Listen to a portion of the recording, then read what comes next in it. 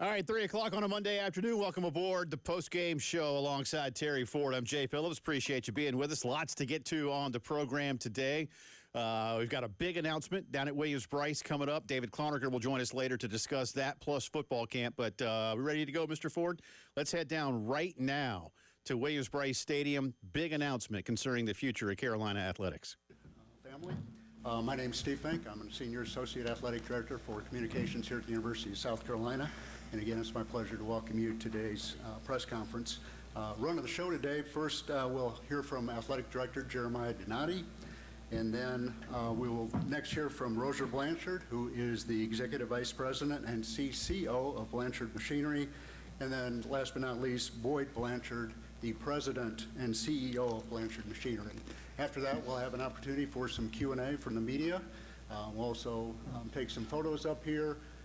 And then after that, we will have an opportunity to go to the field. And for those who want to get some photos of the actual logo on the field, they can do that as well. There's also some really cool machinery out here for some B-roll as well that you might want to get as well. So without further ado, Athletic Director Jeremiah Donati. Steve, it was my childhood dream to drive a dump truck. And I saw one out there, so you'll know where I'll be after this. Good afternoon, everyone. It's a privilege to welcome you all to Williams-Brice Stadium on this historic day for South Carolina athletics. Today, we are announcing a strategic partnership which includes the largest single financial investment into our athletics department in our history, which will help us shape the future of our programs and our university for years to come.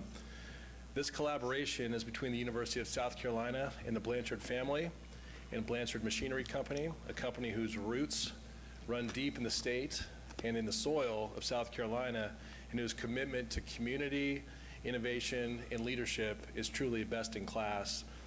First, a little bit about our partners. The Blanchard family's connection to the University of South Carolina is very personal, and they are Gamecocks through and through. Blanchard Machinery was founded by Bob Blanchard in 1982, and the company has remained a pillar of South Carolina industry and a proud supporter of USC. Joe Blanchard, a distinguished alumnus and 2021 honorary life member of the Alumni Association, led the company with vision and integrity until his passing in 2022. Today, his children, Boyd, Roger, and Catherine, all graduates of the University of South Carolina, continue to honor that legacy through their leadership and generosity. While we will not disclose the financial terms of this commitment at this time, as I mentioned before, this is the largest individual investment into our athletics program, and like I know the Blanchards understand the significance of that. About the partnership, well, for starters, part of this investment will go right here into the stadium. By now, everyone has likely heard we are preparing for a $350 million renovation and redevelopment of Williams-Brice Stadium following the 2025 football season. The Blanchards are taking a leadership role in the support of this project and believe since the outset in our vision for the future of this facility. As I have mentioned before, these plans call for significant improvements to premium spaces, the student section, concourses, including concessions and restrooms, additional video boards, and of course enhancements to the spaces used by our Gamecock football student athletes. These changes will collectively elevate and amplify the game day experience for all Gamecocks at home football games, while also enabling us to improve the experience for our football student athletes. Also, as part of this partnership, I'm pleased to announce that the Blanchard Cat and Blanchard Rental logos will be the first on-field logos prominently displayed at Williams-Brice Stadium beginning this season when we kick off at home against South Carolina State on the night of September 6th.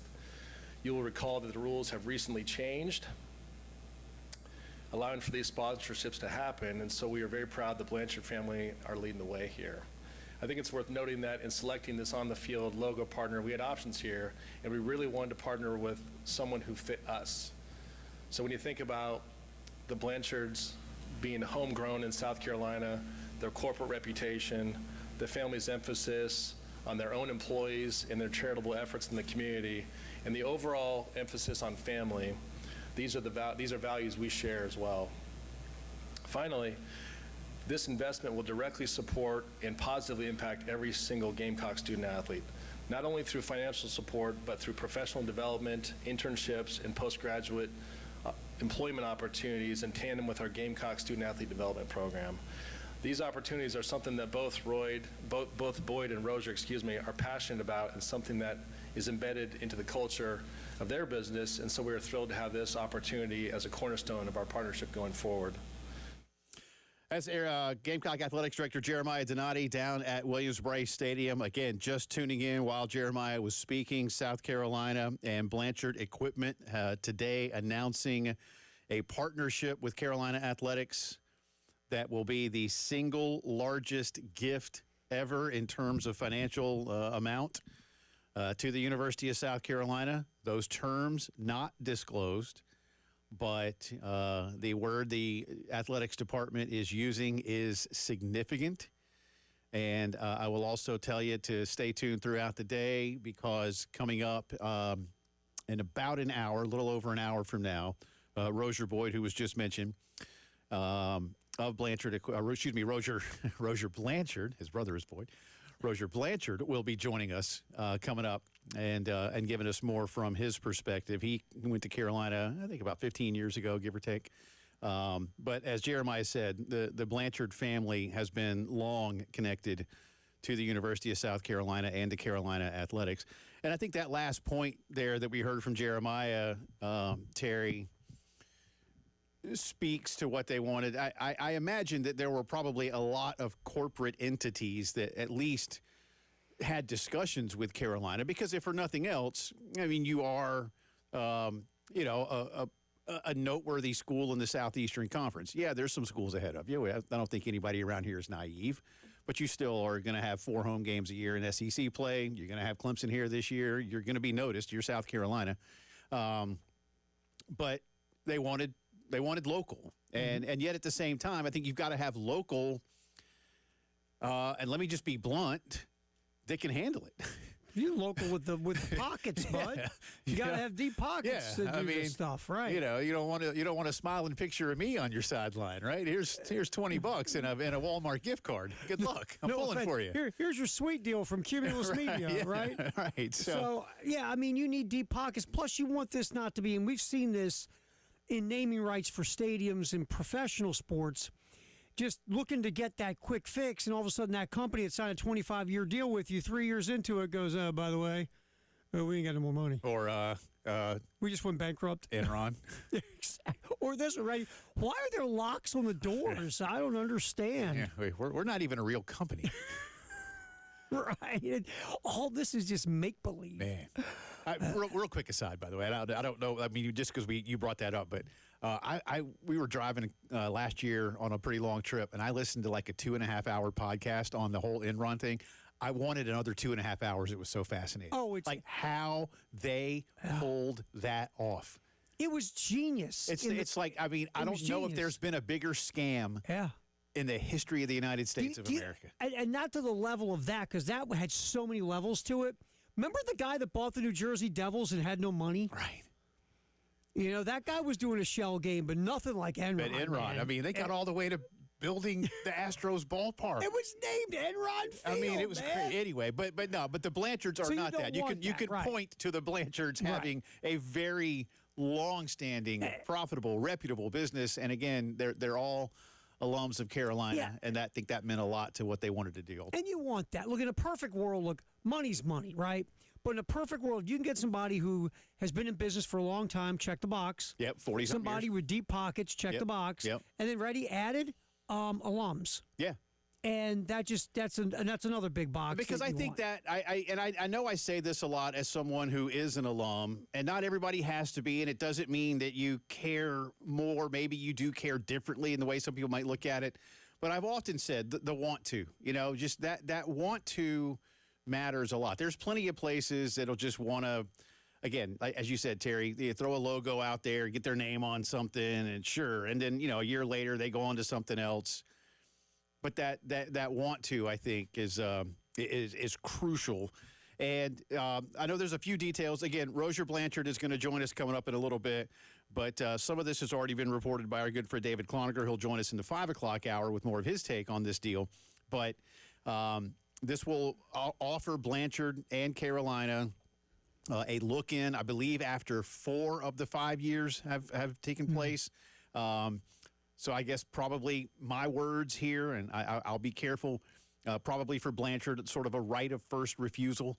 Oh, yeah. No, I would guess that. You know, where is the market at that point? Where is the program at that point? By then, these enhancements to Williams-Brice will have been completed. And once again, we do not know the details in terms of how much money this is worth. And I have had it confirmed to me, and I know David has reported it too. They don't plan to have this number be released.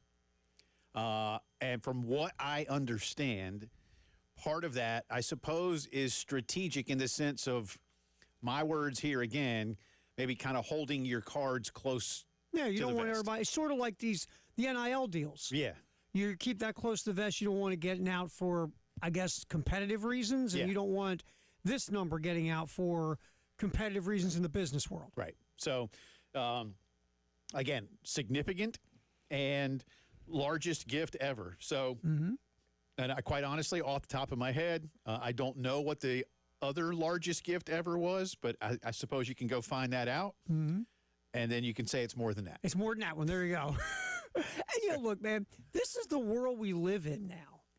You guys, and this is great that you found someone locally that graduated from the university who has the financial clout to be able to write checks like this. Right. And look, this is why that guy that stood up there, the athletic director, Mr. Donati, this is why he's here. Yes. This is why Jeremiah Donati is the athletic director at South Carolina. So we'll have more on this for you. There will be a Q&A. Again, the Blanchard brothers, Boyd and Rozier, are also speaking today. Again, Rozier is going to be with us coming up in the 4 o'clock hour. Terry has this on record here as well, so we'll try to grab some of the Q&A from Jeremiah and the Blanchards a little bit later on for you. Again, one of the Blanchard brothers will be with us. David Cloninger will be with us as well. So we've got a lot to get to on this, and some other thoughts, because there are questions already beyond the field logos and things like that. So we'll get into some of that and some of the questions that are already floating around. The AP poll is out, so we'll get that for you as well. Brett McMurphy already asking what unranked team will finish in the top 10. And which ranked team will fall out? Well, I and think be unranked? several could fall out. I think Southern California is going to be the unranked team that gets close to the top 10 this year. Call me crazy, but really quick about them is they lost a lot of close games last year, and they supposedly killed it in recruiting and the portal and everything. So they have a lot of rich people who are now spending money. yeah. They could be a real dark horse, and you and I are going to figure out which team in the top 10 is going to be unranked by the end of the year, like last year's Michigan. I have mine already. All right, we'll get into that. Mine, so we'll do that for you. 803-404-6100 to be a part of the program. Lots to get to on what, again, a big day for Carolina athletics. The largest single gift ever has been given to USC from the Blanchard family and Blanchard Equipment. We'll discuss that and a whole lot more throughout this Monday postgame show.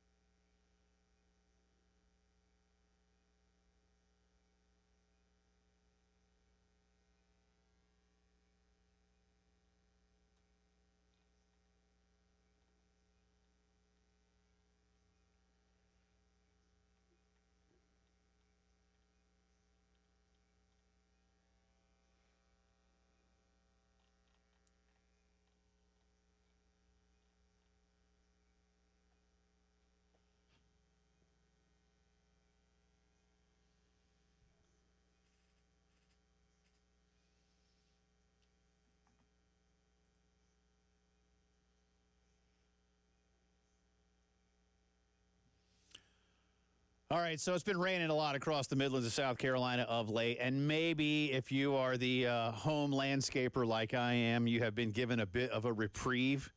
All right, well, that's the good news. You hadn't had to do yard work in a while because it's been wet and rainy.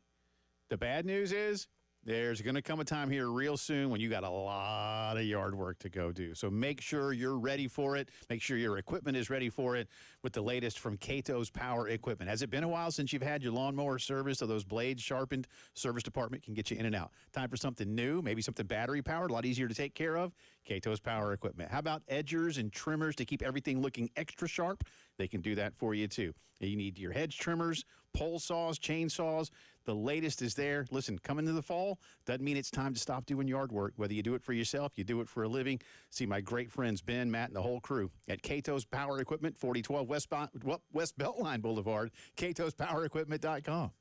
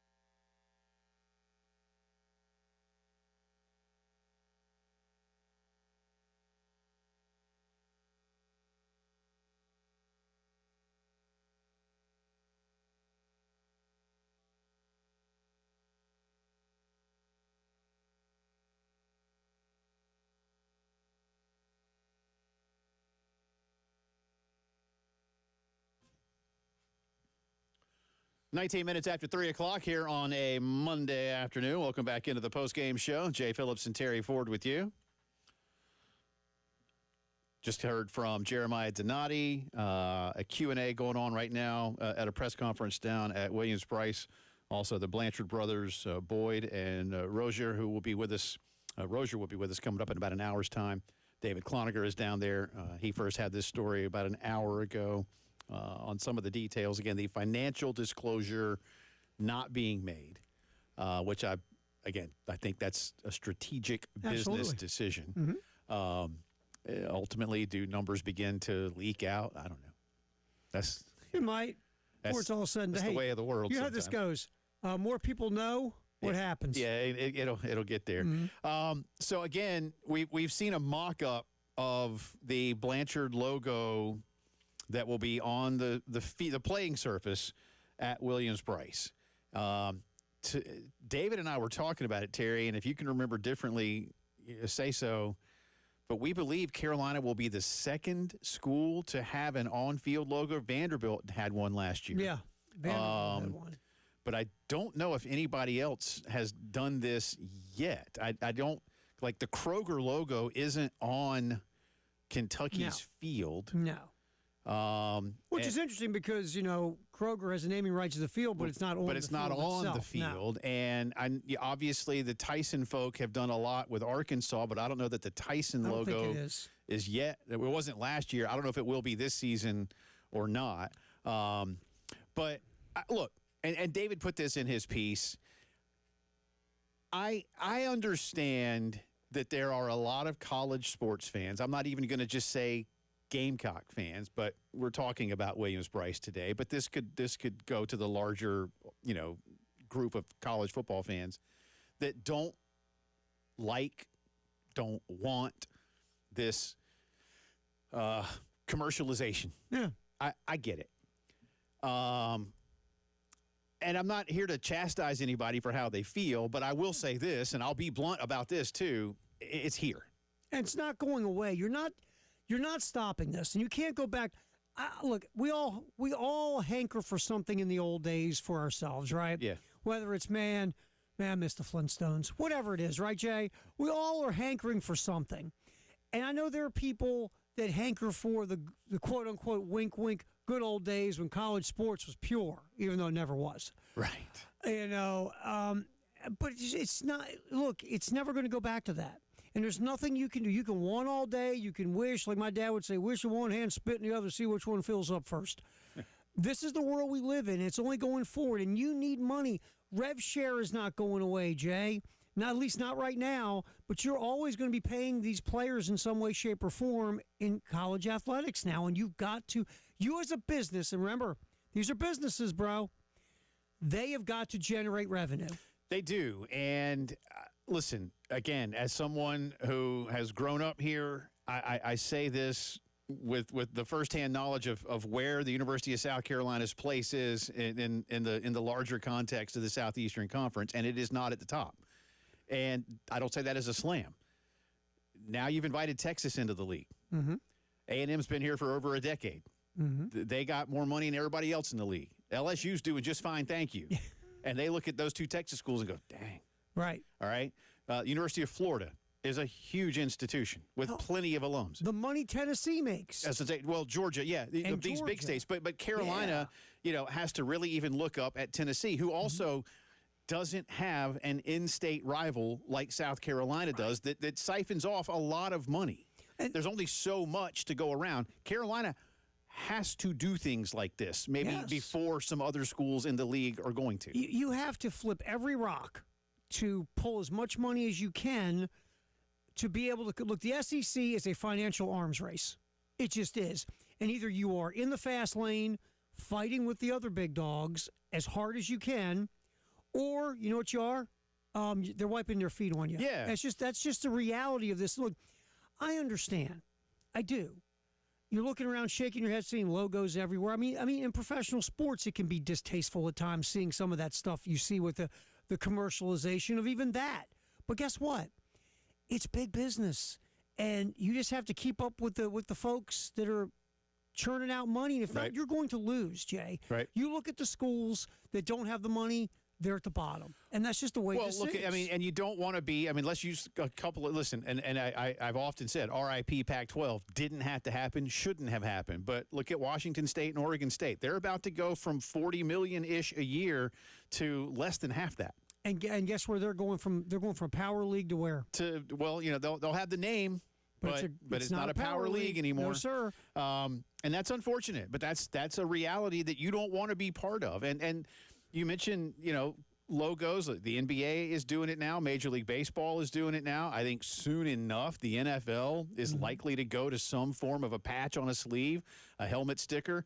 And quite honestly, and again, some of you may need a swig of mental Pepto after I say this, But I'm not averse to that in college football. I'm not averse to that in college sports, because if you're going to be at this level anyway, where Carolina is and where Clemson is for that matter too, you're going to be this coming school year sharing, if that's the word you want to use, $20.5 million in straight up cash to your student athletes. That number goes up 4% a year, every year during the terms of the House settlement. And let's hope to God by the near end of the House settlement terms that we have an actual structure in place. Stop it with your logic. Here's the hope.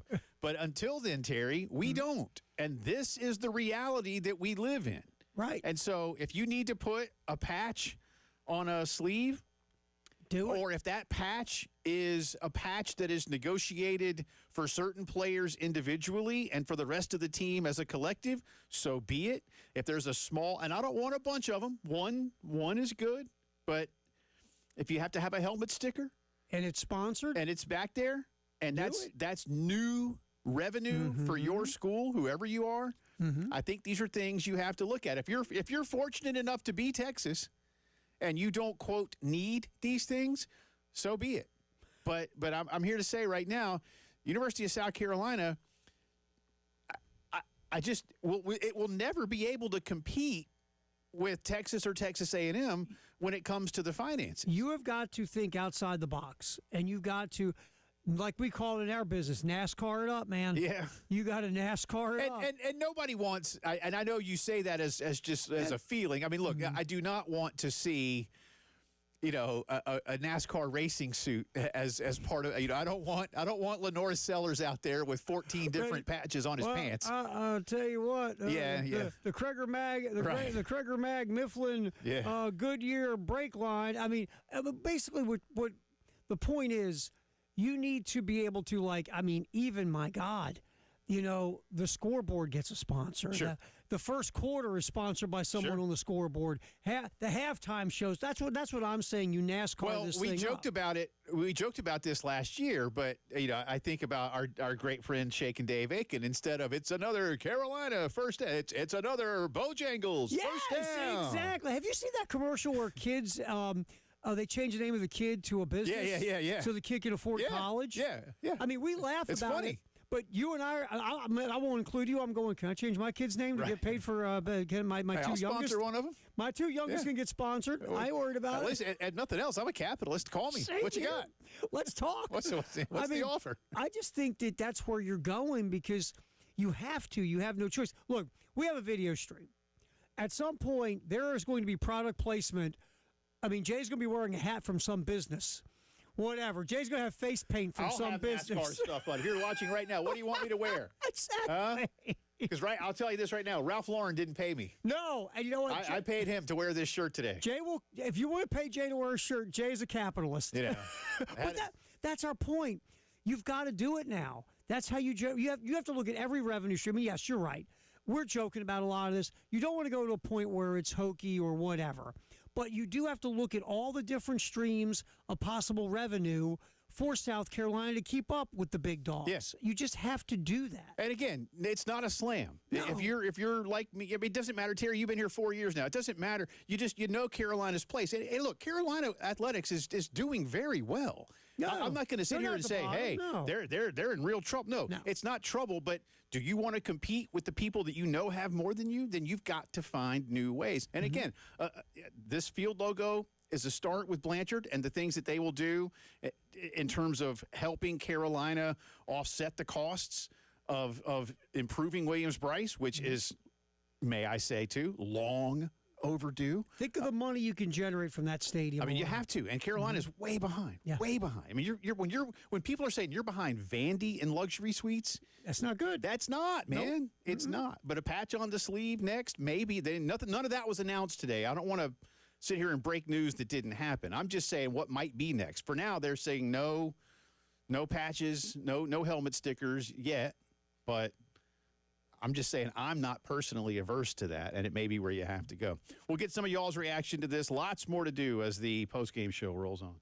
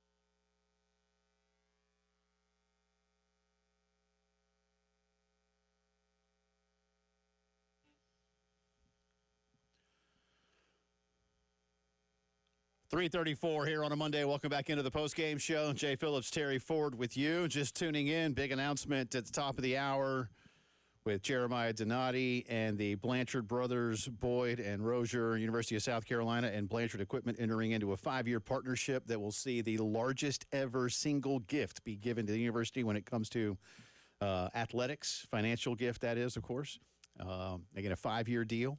Rozier Blanchard will be joining Terry and me coming up in the 4 o'clock hour. And we've been talking at just, what this looks like. Again, financial terms were not disclosed.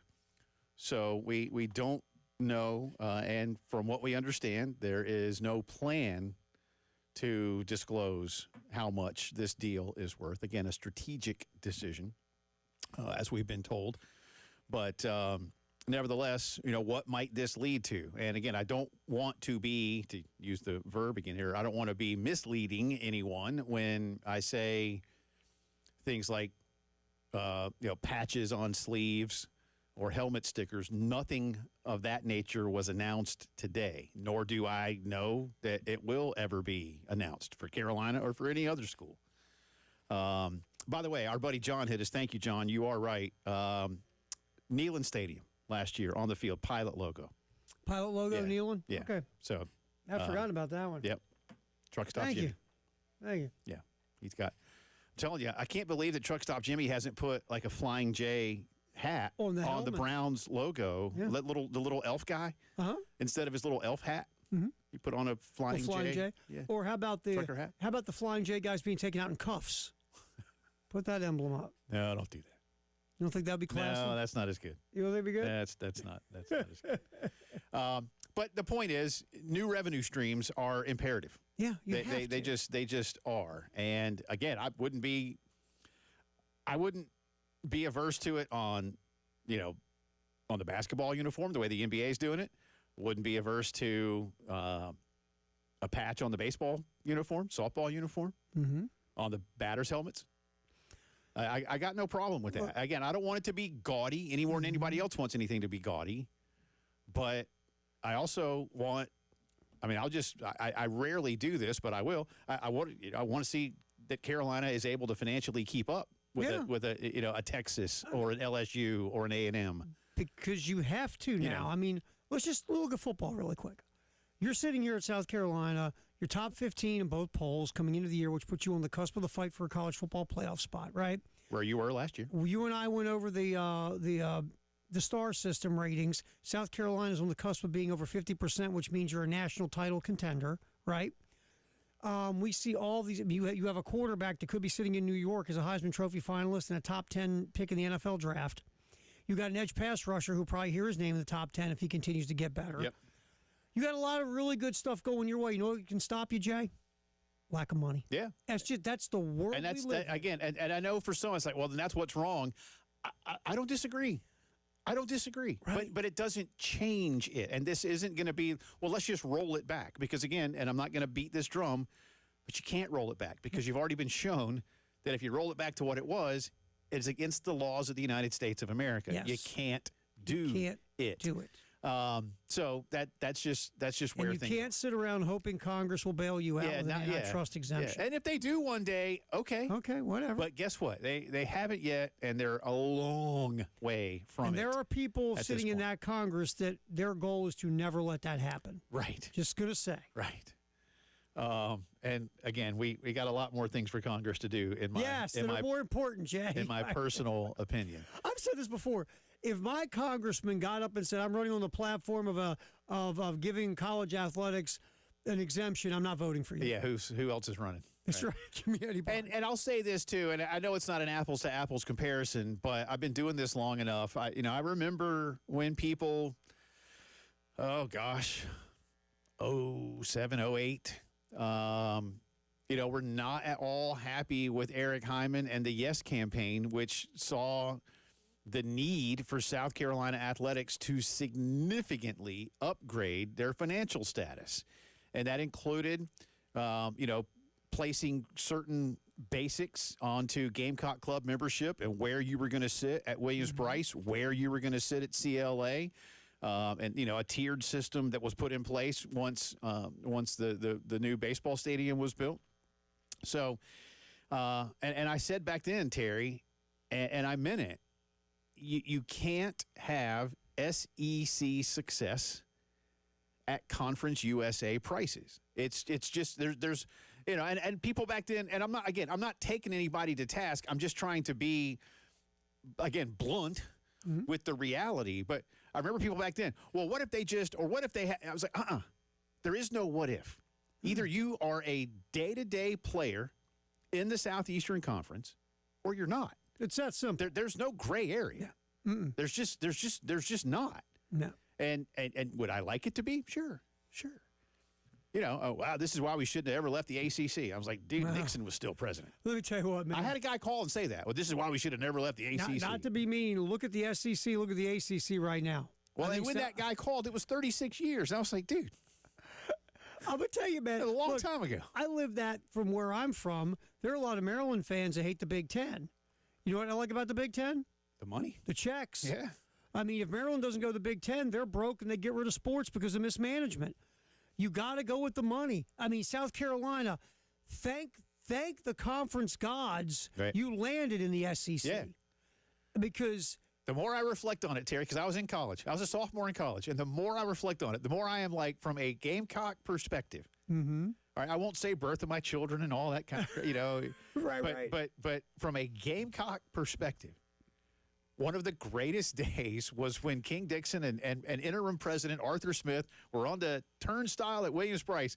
We're coming to the SEC. I was like, because I told you, I had buddies that grew up in Knoxville. Mm-hmm. And they were all in Tennessee this and Tennessee that. And we had, I got one of my favorite cousins went to Georgia. And I was like, man, I'd love to be in the SEC. Then one of my best friends went to Auburn out of high school. I was like, man, and here's Carolina. And then there it was. I was like, oh, my God, we're going to be in the Southeastern Conference. Mm-hmm. We're going to be in the Southeastern Conference. And then it took till Steve Spurrier got here to go, holy crap, we're in the Southeastern Conference. You know what I'm saying? Like, for real, man. It took that long to realize, like, you've got to keep up in this league. And that's what Eric Hyman's job was, and that's what Jeremiah Donati's job is now. You've got to keep up, and they will. This is a big, big step with the Blanchards. It's a huge step. You know what? And you just hit something that I think we just need to take a second on. This is why Jeremiah Donati was hired right here, to keep up, to look for the streams of revenue, to look for the different places that you can add more money to the coffers.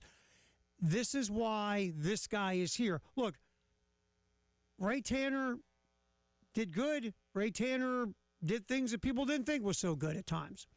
But it was time to make that move and that transition just because where this is all going. Ray had a lot of wheelhouses. This probably wasn't a wheelhouse, Jay, that Ray would have been comfortable in playing in this sandbox that Jeremiah Donati can play in. Mm-hmm. But that's why you have Jeremiah Donati. And you should feel good if you're a Gamecock fan, I think, that you're seeing this, because this tells you this dude gets it. Right. And this dude understands where it's going. And it feels like you have a dude, if you know what I'm saying, who is going to continue to look for more revenue streams to keep you competitive with the upper levels of the SEC. Just saying. We'll see where this one goes next. Again, we'll have more from Rozier Blanchard coming up in the 4 o'clock hour, and our good friend David Cloninger on this story and on some Gamecock football camp. Because, practice. Mm-hmm. Yeah. And they had a scrimmage this weekend, so we'll get a few thoughts from D.C. My friend. On that as well. I have a vault for you. Oh, good. All right. And we will get into the AP poll, I promise. But again, big news at the top of the hour and a lot more on that. And again, if you want to join in, I know a couple of you were hitting us, do so on the Firehouse Subs text line or on the phone lines, AAA phone lines, 803-404-6100 is the postgame show.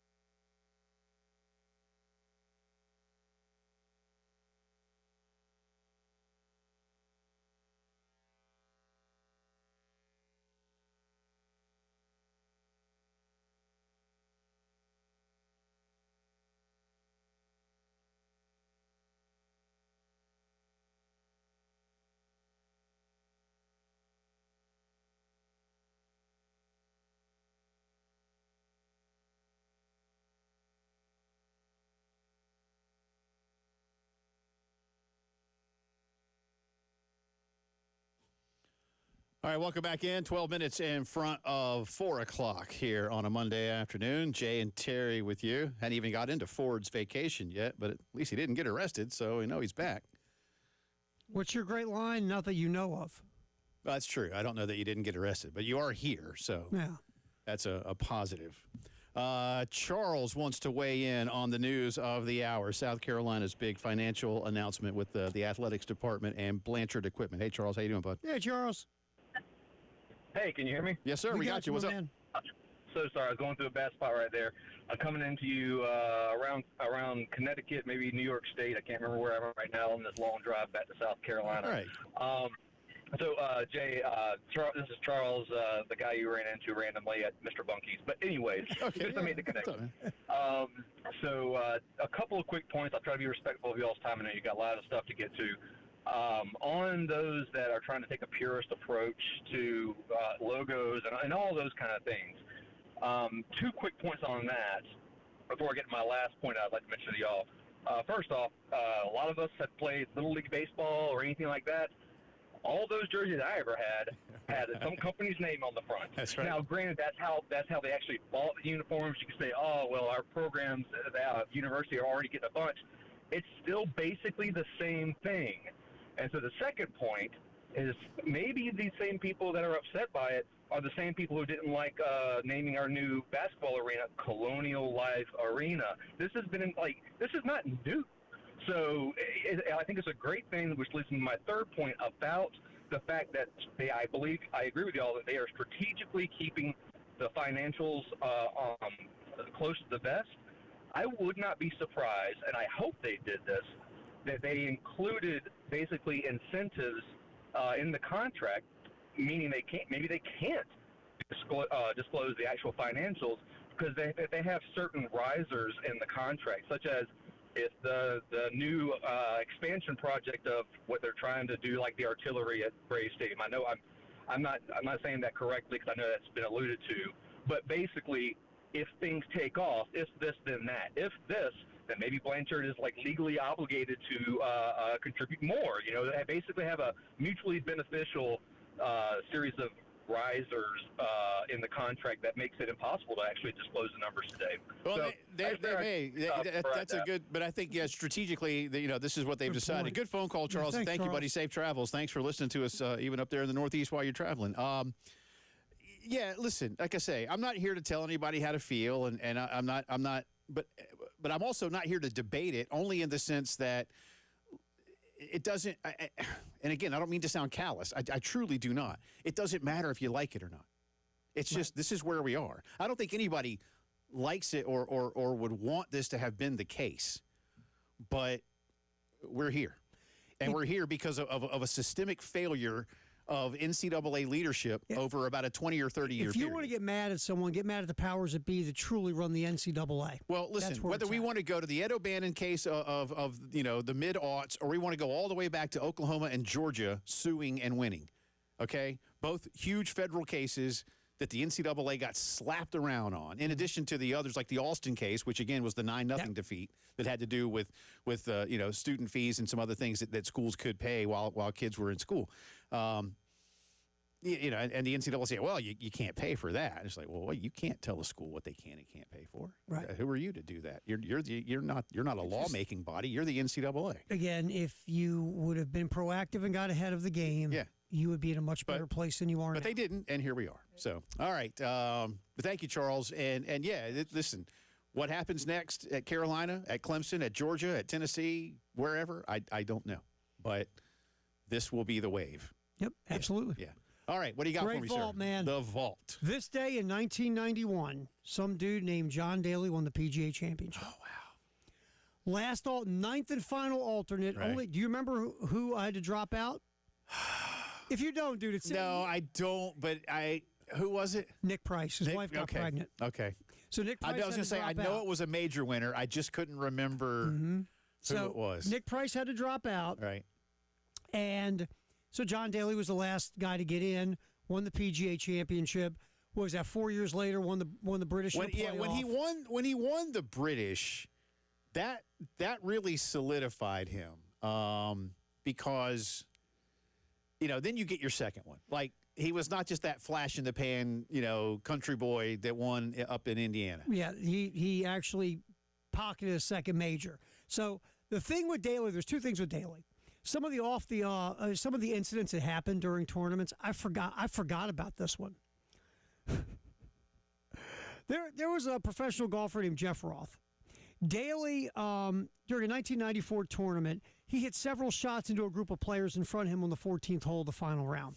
Daly drove the green twice, and one of those shots almost hit fellow professional golfer Jeff Roth, leading to a scuffle between Daly and Jeff Roth's dad. Daly and Roth's old man are rolling around the green. They were wrestling on the ground, and the altercation was broken up by fans. I don't remember that. No, I don't either. I'm kind of glad I don't. But do you remember this? John Daly's music. John Daly made a couple albums. John Daly, I Only Know One Way. You might remember this, Diddy. Well, I've won and lost against the best. This old road's been a hell of a test. I'm still driving. I ain't slowing down. You got this CD? I hate to say I don't, Terry. You don't have the CD? No, I didn't pick up on this one. You did? No. Not on your Spotify? Never went and saw John Daly in concert? Not that you know of. Didn't he open up for Fish?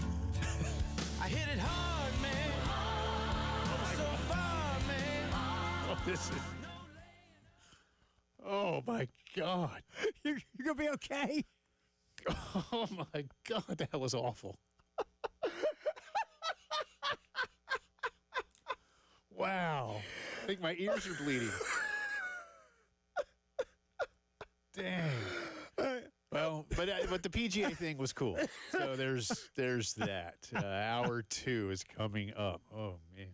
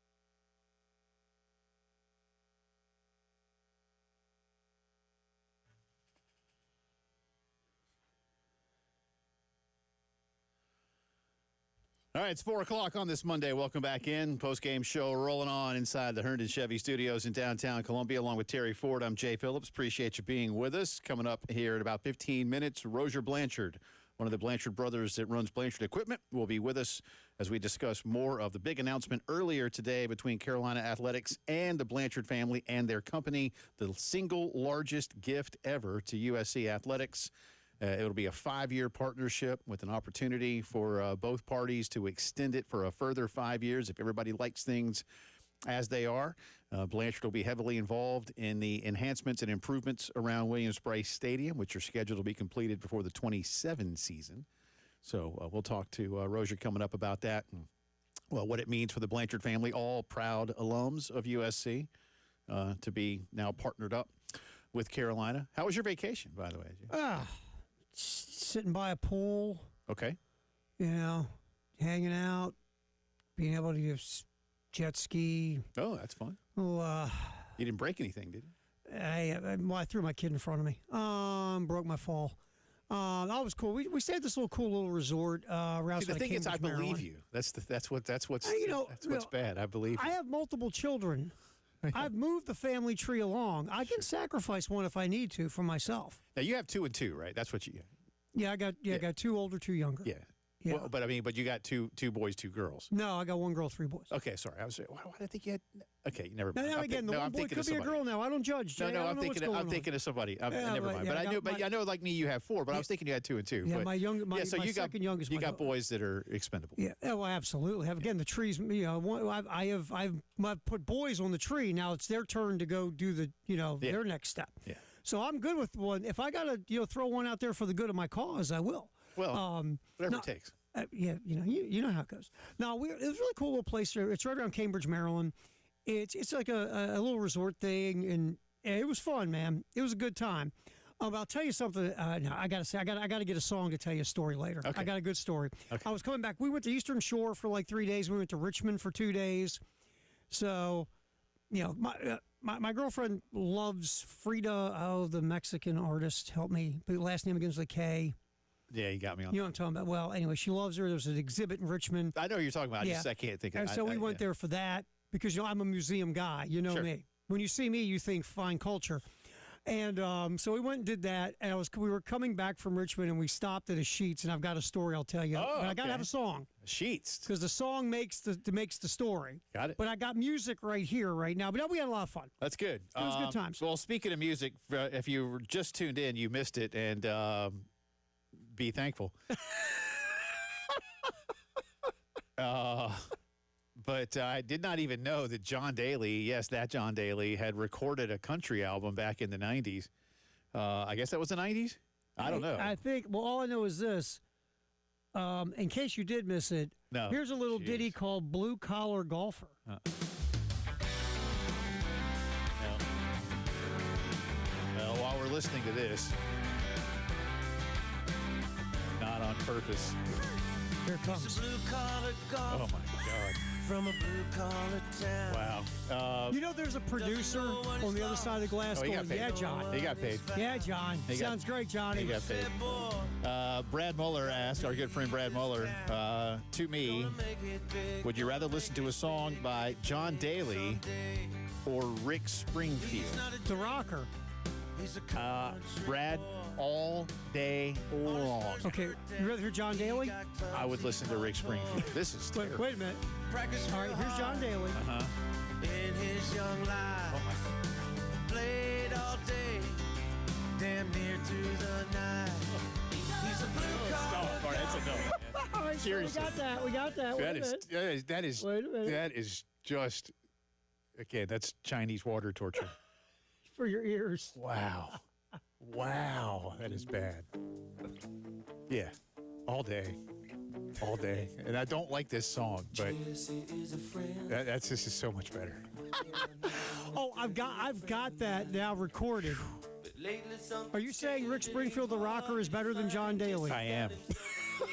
Now, if those are the bottom 2, man, if there's 1,000 and they're number 999 and 1,000, then oh well, that means 999 is better than 1,000, right? But Oh, man, let's leave you with this.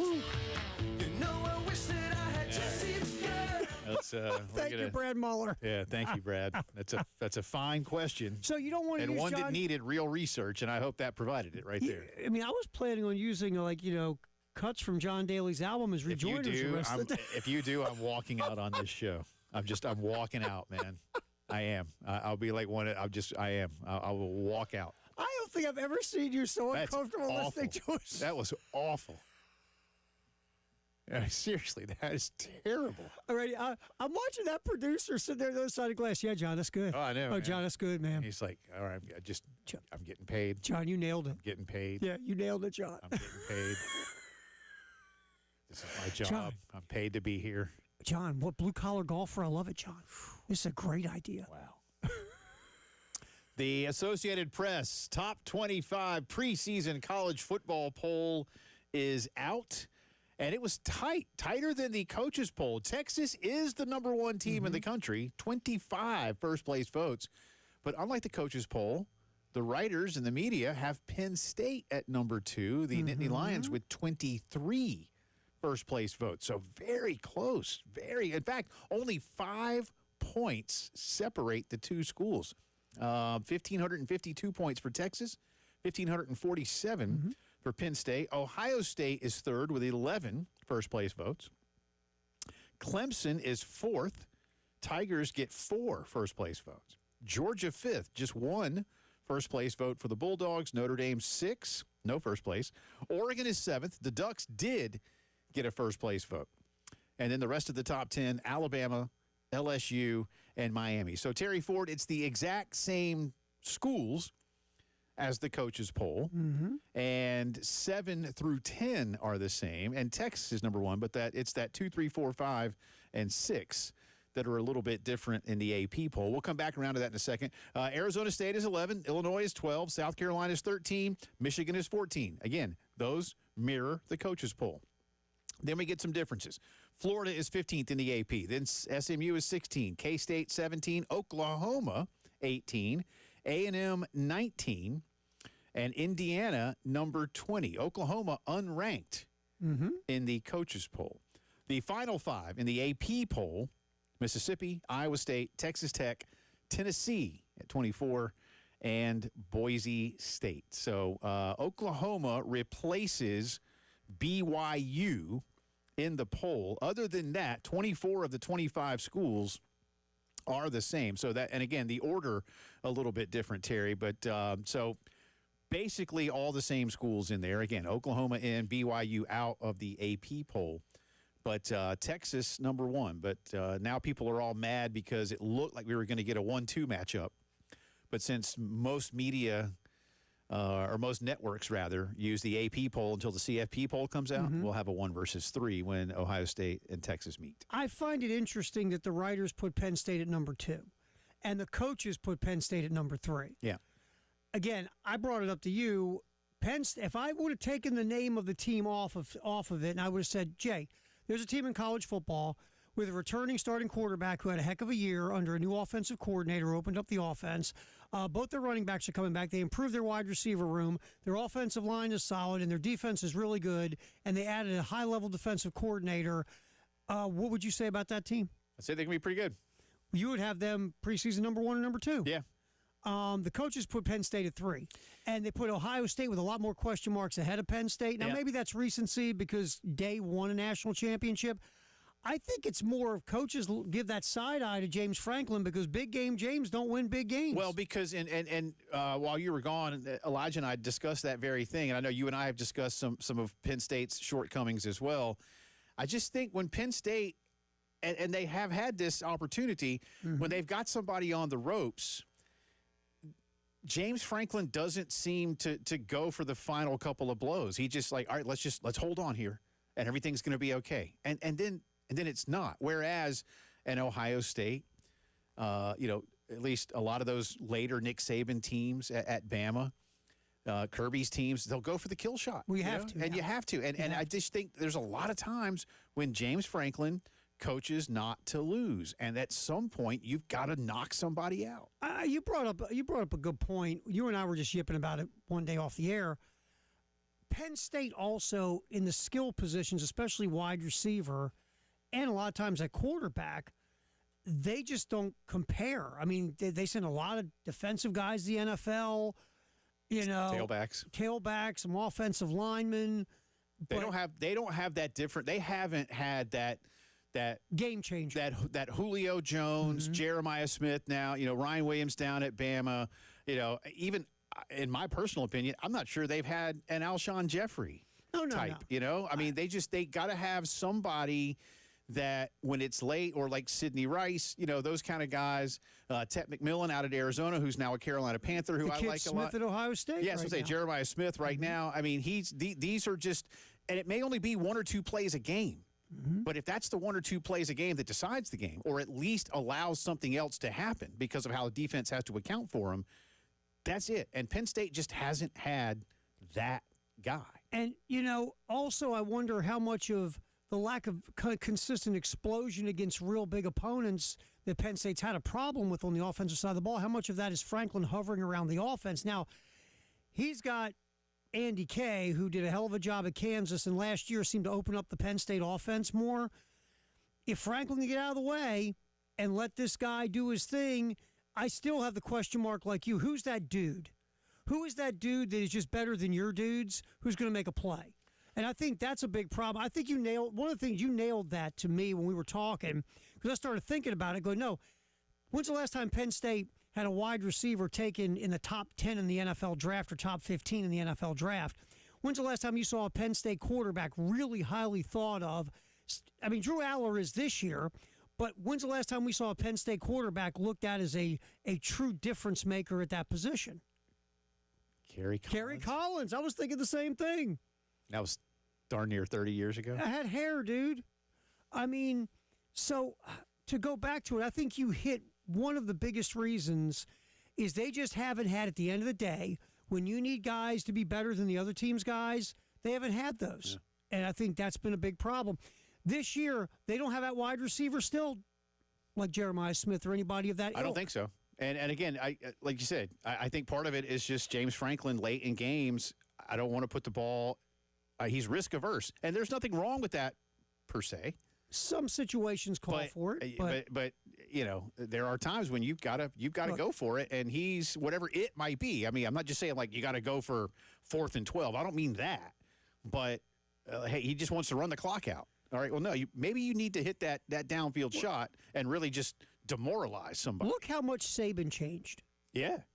All of a sudden, it's 4 wides. He's going for it on 4th down. They're throwing the rock all over the field. I mean, Nick's visibly, ill on the sidelines watching this because he wants to play 13-10. Right. But I remember he did an interview, and he said, the way I used to win, you can't win like that today. Well, they won a lot. They won a lot. And James Franklin needs to lock himself in the locker room and not let him come out and screw with the game situations. Well, we'll have more on the poll throughout the afternoon, but we'll come back on the other side. Again, a special guest, Rozier Blanchard, one of the Blanchard brothers at Blanchard Equipment, signing this big, historic deal with Carolina. How did all of this come to be? We'll find out more detail when the postgame show returns.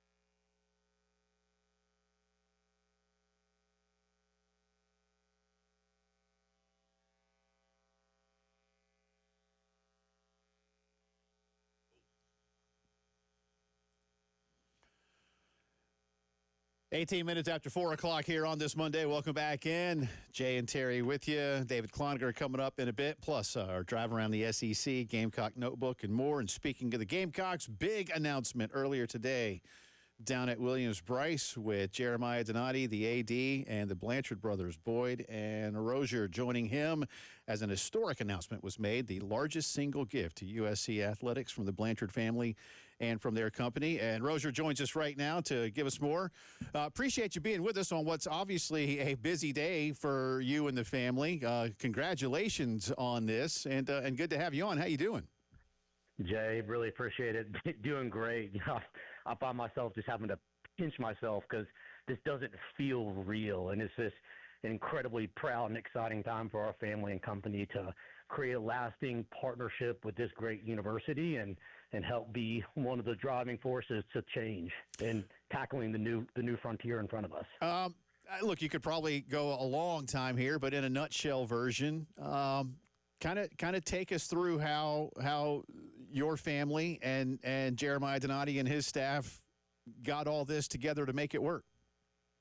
So, yeah, we're a little bit of a unique position where the CEO of the Gamecock Club, Wayne Hyatt, is a good family friend of ours. My brother, sister, and I have known him since lower school. So we've kind of had that connection with the Gamecock Club and have been fortunate over the past couple of years to build up a relationship with Shane. And when they came and they presented it to us, it was a no-brainer in our opinion. It was a strong partnership. The culture of our company and this university, the values with which Shane and Jeremiah lead, there was a lot of synergies in it. And so we look at this as a way to be a catalyst of change, and also for us as a company to really truly get our name out there, because my brother, sister, and I, we represent the fourth generation leadership of our family business, and we've been a proud Caterpillar dealer for 73 years, serving exclusively the state of South Carolina since 1982. So it just really made sense, and all three of us being alumni, my wife and my brother-in-law being alumni as well, it made total sense for us. Hang on, out of all these things that, the directions you could end up going in this partnership, out of all of these, which one excites you the most moving forward that you can't wait to be a part of? Selfishly, I cannot wait to watch Lenora Sellers' Heisman campaign videos airing all over the national media and seeing him run over our logo as he breaks a long run, hits a wide open receiver. So, selfishly, I love that. But when you really break down to it, the partnership's going to do an amazing job of putting our company out there on a platform with viewership that we've never had before. The trajectory of the program, the football program in the athletic department's on the rise. We as a company are investing a lot back into our people, building a new $80 million facility in South Columbia, opening up a second location this year. So we continue to grow and enhance our footprint, try to become the best place in the state of South Carolina to work and be the best cat dealer in the U.S. So those are our goals, and really excited about the alignment from the university and athletic department as we brave this new horizon. Rozier Blanchard is with us here on the post-game show as Carolina and his company, Blanchard Equipment, and his brother and sister. Blanchard Machinery. Machinery, sorry, Blanchard Machinery. Yes, yep, I have equipment written down, and I knew. I was like, that's not. What it's okay. Equipment is another brand of manufacturer that we're not going to talk about today. Okay, they got lucky and were able to piggyback our family. I was going to say, I think they have another. They have another big brand of something they do. Yes, yeah. We're not going to talk about that. That's right. Yeah, I know who that is now. Yes, so we'll move that one to the side, but. We know finances weren't disclosed, but what more can you share about what this partnership is going to entail? It certainly seems as if there's not just, the Blanchards will be cutting a sponsorship check. What more is going into this relationship? So, it's an all-encompassing relationship. Yeah, we're doing the logo on the field, but we also are having a deeper partnership with the athletic department across the board. We'll be able to help serve the 500-plus student athletes that the university has, with a really deep foundational partnership with football, men's basketball, women's basketball, and baseball. We'll be doing activations and things with each one of those sports. So really just focusing on those key items within the university. And so that's kind of going to be the focus. And really, if you take it all in, the field sponsorship's a part of it, but another big part of it is the stadium enhancements. the redoing the infrastructure, restrooms, concessions. Obviously, what people talk about the most is the VIP seating, but I think that everybody's going to be incredibly happy with what the end result is of this $350 million investment the university's making into our beloved Williams-Brice. You said this was a no-brainer when they brought you this presentation. Has this been something that you've ever been approached in any way, shape, or form before? Has it been something you sit around and thought of, maybe a possibility down the road, the way the landscape's going? Give us your thought process, maybe before this presentation came to you, about your thoughts in getting in this kind of partnership with the university. You know, I guess as a kid, you dream up of one day that the company that you're able to represent is shown predominantly with your childhood team and your favorite team. So we're just incredibly excited about that opportunity. I don't think anyone really had any sort of thoughts of what would be coming with the changes that's happened in college athletics. I think it's unique that they're opening up different revenue streams and allowing universities the ability to go out and partner with corporate partners. But for us, a big part of it was, too, is we're a local family-owned business. We all live here in Columbia. We have 15 locations across the state, with 2 more that are opening this year, and employ 850 South Carolinians. So for us, it was a no-brainer partnering with the flagship institution of our state, and everything's just kind of come together. So no, not in my wildest dreams did I think that I would be sitting here on the stage today with my brother in front of a press conference talking with Jeremiah Donati about this game-changing partnership that we have. But I mean, it's incredible. I'm still on cloud 9 and just trying to soak it all in. Rozier, as well, it's a 5-year partnership. So the completion of the improvements and enhancements will be done, hopefully by the start of the 2027 season. So this is clearly something that you guys want to not only see through, but work through it. And again, if I understand correctly with some of the details that are out there, you'll basically get, my words, sort of a right of first refusal here in a few years. So it clearly was important to not just have this be a 1 year and let's see. This is a much longer term deal. Yes, sir. We want it to be a foundational partnership, one that both us, Blanchard Machinery, and the university can be proud of. And we think that 5-year term kind of allows the opportunity for it to be out there, and we see all the positive benefits that we both get out of it. So we're incredibly excited, and I joke around with Wayne. I said, now is your time. You got to be working on what happens after 5 years. What is going to be next? We've already tackled this new frontier, and we're looking forward to what is to come after this 5-year term is over. But we are proud South Carolinians, proud Gamecock alumni, live here in the state of South Carolina. So this is our home. This is where our family is. We got 6 under 5 in the next generation. So our goal and our role and responsibility as business owners is to be stewards of the business, to do what is in the best interest of the company, reinvest back into it, into the people, so that when our kids become of age, they are presented with an opportunity like we were from our father, where they can step in if they're capable and take our company to new heights never seen before.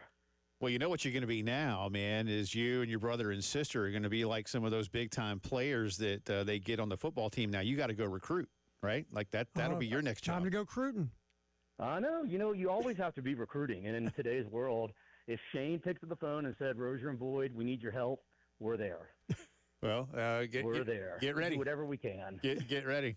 And as a quick free aside here, my very good friend Michael Geddes of Integrated Media says that you are also a very happy Integrated Media customer like I am and many others.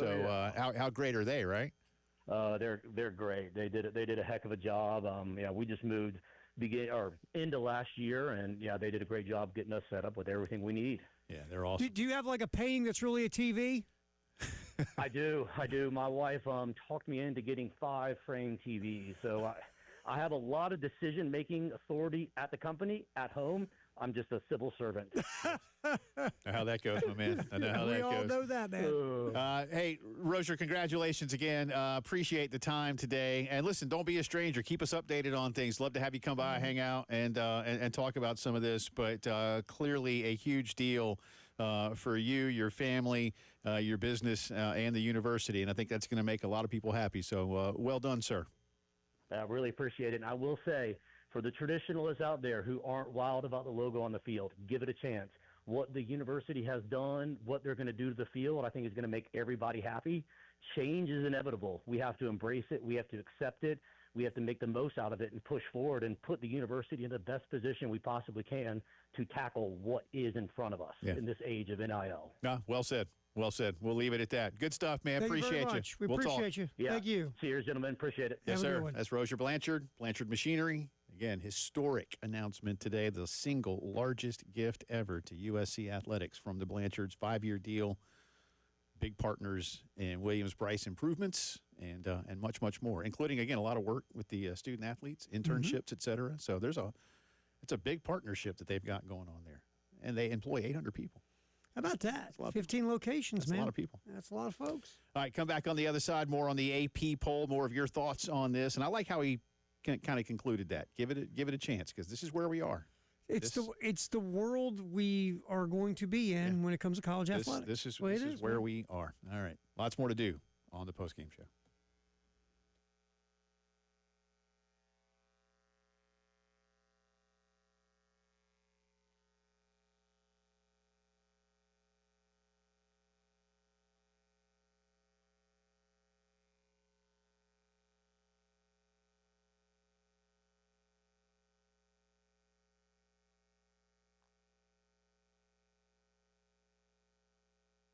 Well, from one family-owned business to another here, we were talking to the Blanchards. Now I'm going to tell you about the Griffins. The late, great Stanley Griffin founded Griffin Pools and Spas back in the mid-1970s. He's no longer with us, of course, but his family and staff continue to do the very finest job when it comes to putting a brand-new pool in your backyard, enhancing the pool you already have, or just making sure that you're having a lot of fun outside with the latest in grills and all the accessories to go with that. Listen, they can do saltwater pools, chlorine pools, low-maintenance equipment. If you've got a filter or a pump that's just like, why is my water always cloudy? What's the deal with this thing? How old is it? Well, it might be time to get a new one. Vinyl liner replacement. If it's a little faded out from the sun and chlorine, they can get that done for you too, and so much more. Stop in and see them just steps away from the Lake Murray Dam. In Lexington, 803-957-2121, and always online for all your pool needs at griffinpoolsandspas.com.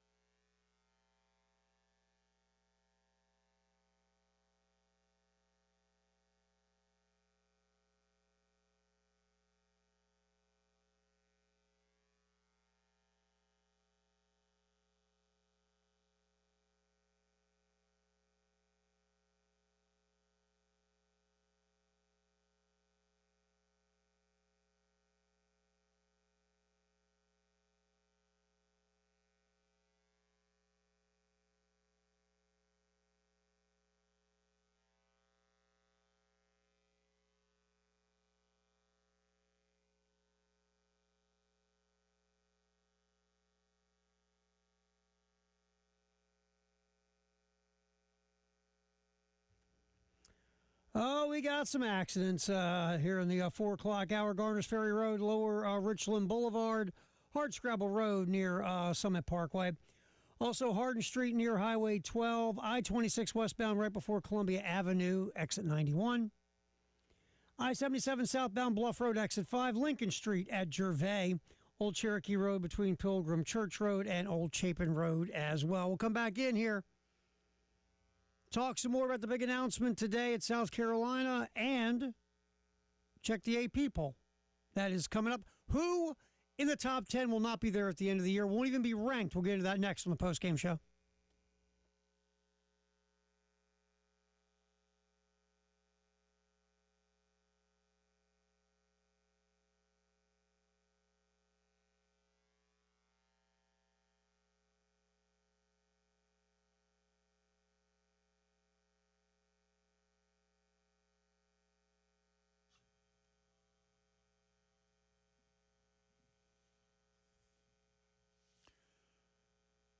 .434 here on a Monday. Welcome back in. Jay and Terry with you.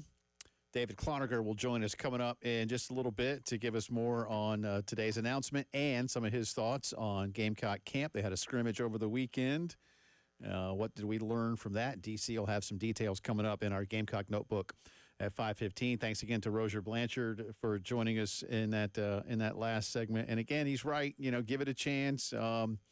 Listen, there are a lot, as he mentioned, college football purists out there that don't want logos, don't want this commercialization in college athletics. But again, it's where we are, and you're not putting that genie back in the bottle, that toothpaste back in the tube, whatever analogy you want to make. It's not happening.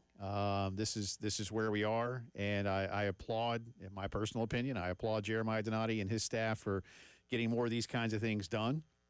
What's next is now, listen, you be happy with this one and allow everybody to kind of celebrate it and let it breathe for a little bit. But, what's next, right? You certainly don't stop. No, so you got to keep going. Next? And, just take a step back and think about this for a minute. Here is a family-owned business in the state, centered in Columbia, with South Carolina alums who have very, very, very deep bank accounts. Right. This is the direction you got to find more of. Yeah. You just do. And again, Jeremiah Donati and his crew went to, you heard Rozier talking about, they came to the Blanchards and said, okay, we have an idea and a business proposal for you with a partnership involving the athletic department. And Rozier said, no brainer, right? Yeah. And you got to find more of those now. I mean, we see some of the gigantic ones, and like you brought up Tyson Foods in Arkansas. Maybe you don't have one here, but you know what? You find as many Blanchards as you can, because that's where you're at. Yeah. And you brought up some of the other, bigger national companies that are in this state. You got to go over there and kick those tires, man. Well, and maybe they tell you no. I don't know, but you don't know until you ask them. Look, you got a huge this Scout Automotive operation that's being built in Blythewood. Mm-hmm. Is one of the biggest things that's ever come to the Midlands of South Carolina. How much do they want to do something? And again, I'm not sitting here telling them how to do their job over across the street, but I'm just saying there is money. It might not be like the Blanchards where you've got generational local ability, but you are, to one of the points we just heard, you are employing South Carolinians at these plants. And is your money green? Yeah. Mm-hmm. Right. Yes. Is it spent in America? Mm-hmm. Good.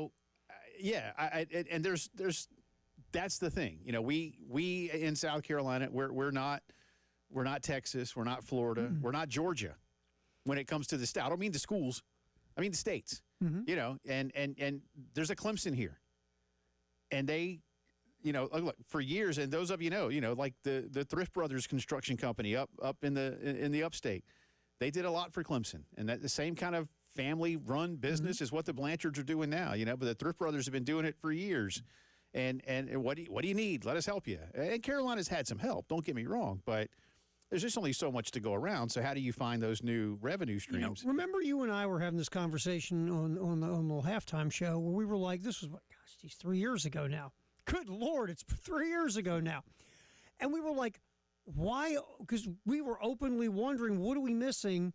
Why aren't universities going to big business, big local business, and making them part of what you're doing. Remember, we were seeing remember this was the NIL space, and you're seeing these big deals being done by the Texas and the A&Ms and all that with their collectives, and you and I were like, okay, well, all right, let's go outside the collectives. Why isn't anybody going after businesses? Yeah.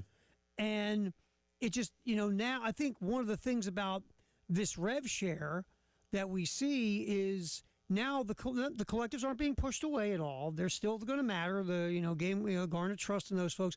But now you kind of have to look outside the box, Jay, and go, we got to find local businesses who love our universities, and we've got to get them involved because we need to generate the dough. Well, I'd be heading up to BMW and seeing if I could get some NIL deals for some of my players. Absolutely. Ready? Offensive line, 5 BMWs, baby. Hey, I don't know about you. I would play for a school that got me a Beamer. Yeah, how about you? Or a Volvo or, a Honda ATV over in the Florence area. But anyway, we could go on and on with that kind of stuff. But again, a big deal today.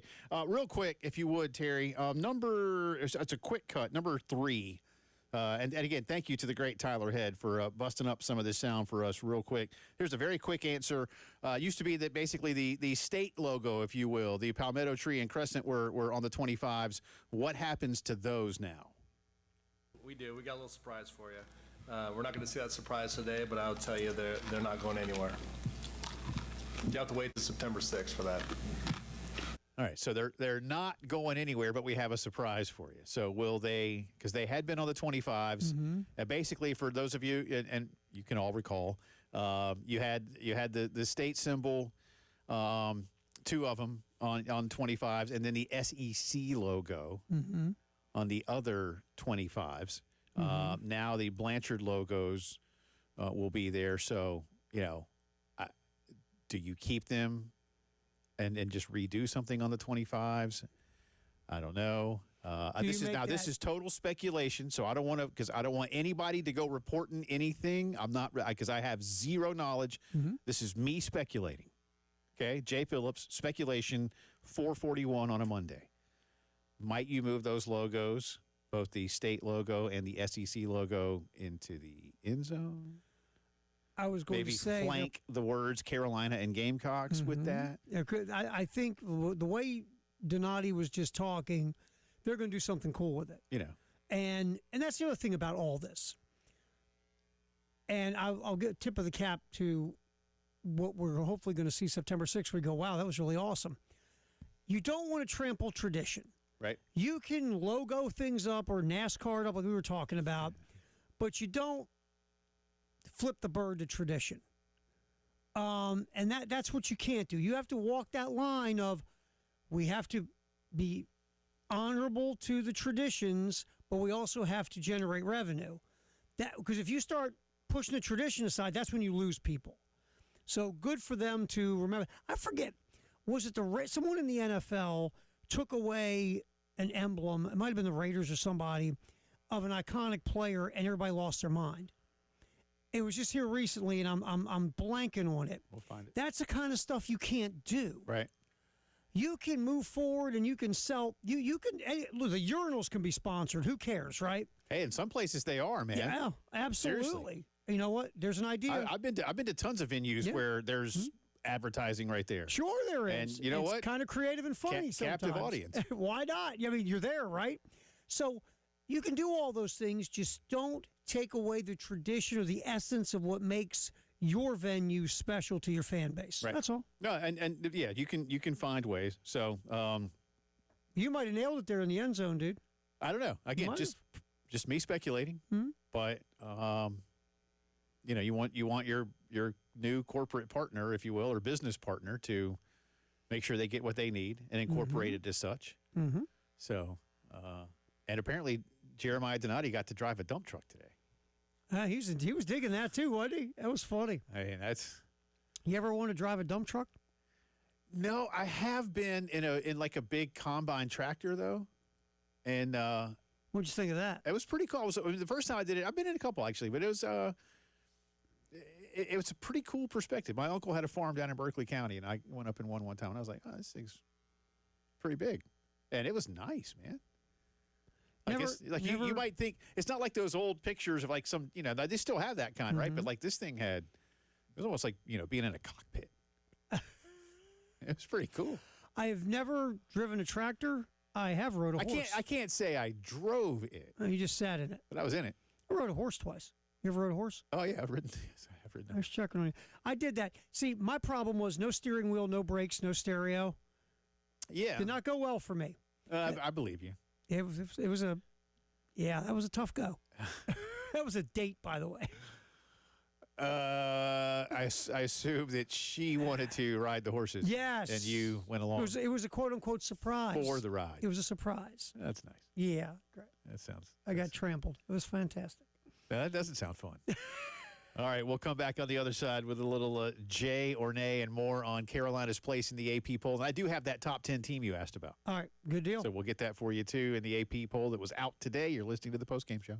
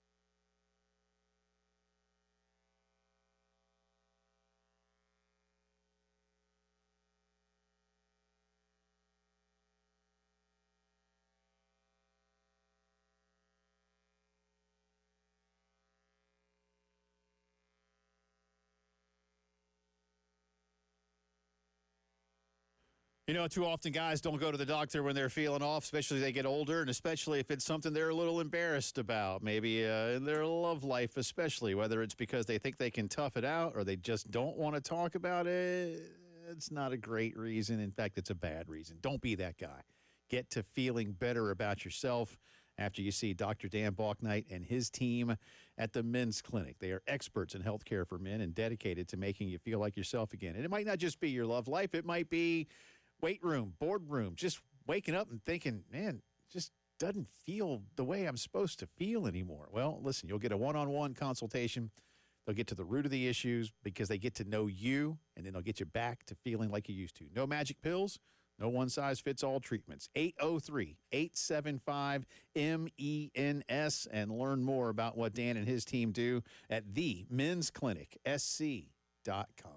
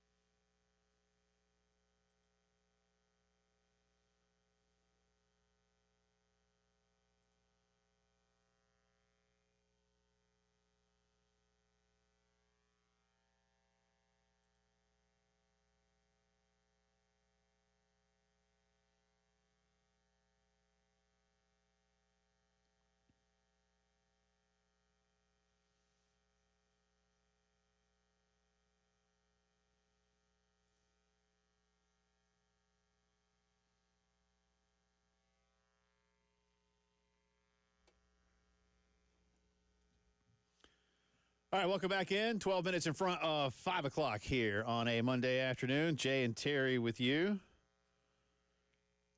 Top of the hour headlines coming up in just a little bit. And our Gamecock Notebook will feature our good friend David Cloninger with his thoughts on the announcement today with the Blanchards and DC's thoughts on the weekend of practice. AP poll is out. South Carolina ranked number 13 in the country, just like they were in the coaches poll. Which, again, to me, Terry, I'll answer the question before you even ask it, because you asked it last week about the coaches poll. This is about where I think Carolina should or would be ranked. Now you got to go win football games. But I figured South Carolina to be a top 15. Yeah. And I think a lot of this is absolutely predicated upon, A, what you did last year, and B, certainly the 2 star players that you return. And in ability, I saw Josh Pate's show yesterday. I don't disagree with Josh. South Carolina, you got a real nice opportunity to be 5-0 in your first 5 games, and you probably need to be. Yeah, you need that head start. I mean, look, winning at Missouri is never easy, obviously, but you gotta find a way, right? And they've won 10 games 2 years in a row. And last year's game was, it was a hell of a game. That was a phenomenal game.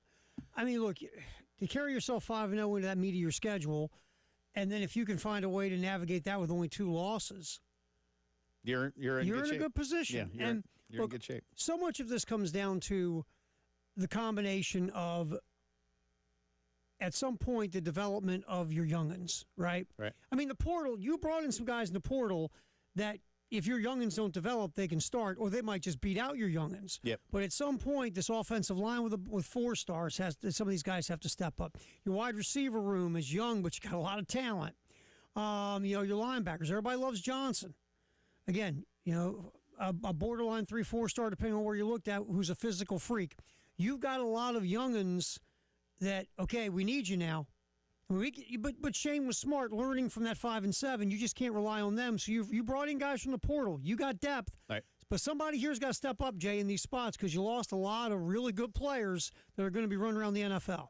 They seem to be a lot higher. Look, it's August and people talk and say the things sometimes the spin you want you think people want to hear or need to hear, but they seem to be pretty high on those linebackers at this point in time. Now, you did ask before we get to a quick Jay or nay.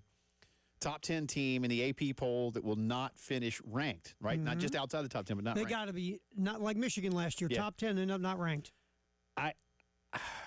I'm still going to stick with the Miami Hurricanes, and I like Miami. My second choice might really throw you, but could it be Penn State? Wow, that's almost a fireable offense, isn't it? I don't think it will be, but otherwise.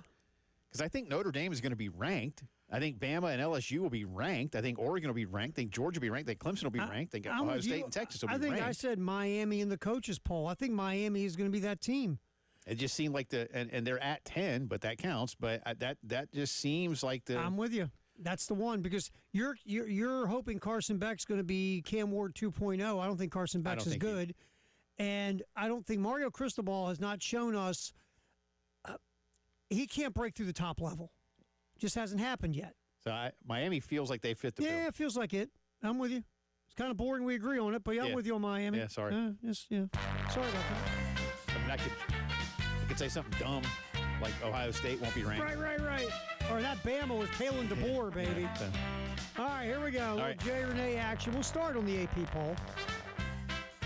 I'm just going to give you that ranking spot. You say Jay or nay, you like where they're at. Okay. You think they should be lower. Okay. All right, ready? Yep. Notre Dame at number 6. Number 6, Jay or nay? Jay. You like where they're at? Yeah. All right. Yeah. All right, LSU at number 9, sir. Nay, I honestly, I feel like LSU's going to be better than that. They better be, right? Yeah. Uh-huh. Hey, how about this one? Oklahoma at 18, Yeah, sir. I'm a J on that one. I think Oklahoma's going to be fine. Again, I've been saying that for a while. I think, there's this feeling that Oklahoma's turning into Nebraska, and I don't have that feeling. Some people do, and that's fine if you do. I get it, because you've had a 6-win season, a 10-win season, and a 6-win season under Brent Venables. I get it. The trend says this year should be a 10-win season. You need the right coach. Well, if Venables isn't the right coach, Oklahoma will go get the right coach. We'll find out. But you need to score some points. Yes. So I don't mind where Oklahoma is. All right, I'm going to switch over. Really cool thing done by the ESPN about the NFL future power rankings. Yep. What I find very compelling here. Denver Broncos at 7. No, that's not the one. Oh. But good try. Thanks. Franchises that have been good in our lifetime in some way, shape, or form aren't looking good in this future poll. Ready? Yeah. Pittsburgh Steelers at 22. Jay or nay? That saddens me. They got to find something to do, man. The Steelers can't keep being mildly irrelevant. So, but I think it's a J right now. I mean, I think that feels about right for what they're doing. They're good, man, but they're not great. I feel like that front office has let down Mike Tomlin in some ways. You know, and when I say good, like they're good. That's Dallas not good. Cowboys at 23. At 23. Jay or nay? Again, Jay. That's a fair assessment of what they're good, but they're you know, a lot of teams 14 teams make the playoffs, man. And I'll just throw the local one, the closest one to us, Carolina Panthers, who, by the way, are ahead of both the Steelers. No, they're a little bit 24, I think they are. Jay or nay? Oh, 20. Oh, I'm sorry. I think the Panthers are 28. Yeah. 29. 30. They're 30. They're Jay or 30. nay? I was thinking they're 30. Jay or nay? Yeah, Jay. You Jay on that? Yeah, they're not good, man. They're not good.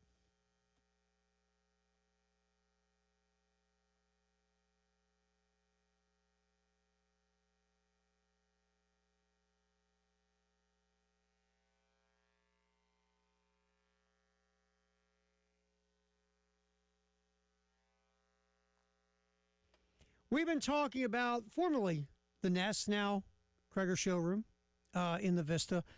Look, your house is important to you. Typically, most people, it's the biggest investment they've ever made. So when you want to go improve your home, you want to go to people who know what they're doing. We're talking 70 years of experience at the Nest. Folks who know what's up from, new appliances for your kitchen, new tub for your bathroom, new fixtures, new lighting, new plumbing. These are the people to go to. It's very simple. You just call 803-978-2025. Again, 803-978-2025. Say, I'm looking for an example, new appliances for the kitchen. They'll put you in touch with Graham, the appliance expert. He will talk with you on the phone, bring you in. You'll go over budget, vision. They'll walk you through the best showroom in the history of the world, and they'll get this done for you. 803-978-2025. Kreger Showrooms, formerly The Nest in the Vista.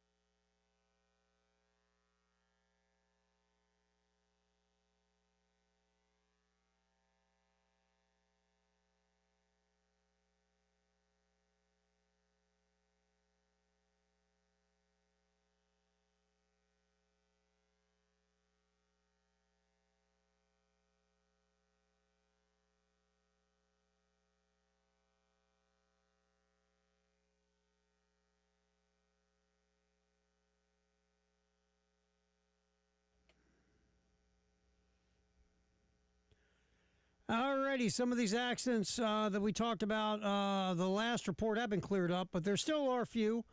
Hardscrabble Road at Summit Parkway, I-20 westbound Clemson Road, exit 80. I-26 westbound before Columbia Avenue, that's exit 91. Then some of our usual stuff, closed because of road construction, Atomic Road, both north and southbound. Bridge blocked, Blink Bonnie Road at Belleville Road and Ridgetop Lane. Then long-term construction, I-20 between I-26, exit 64 and 65. I-26 Bush River Road and Old Sandy Run Road and I-26 between Hugie and I-26. All long-term construction that you have been dealing with for quite some time. 5 o'clock news, we'll get you caught up on the big news from South Carolina.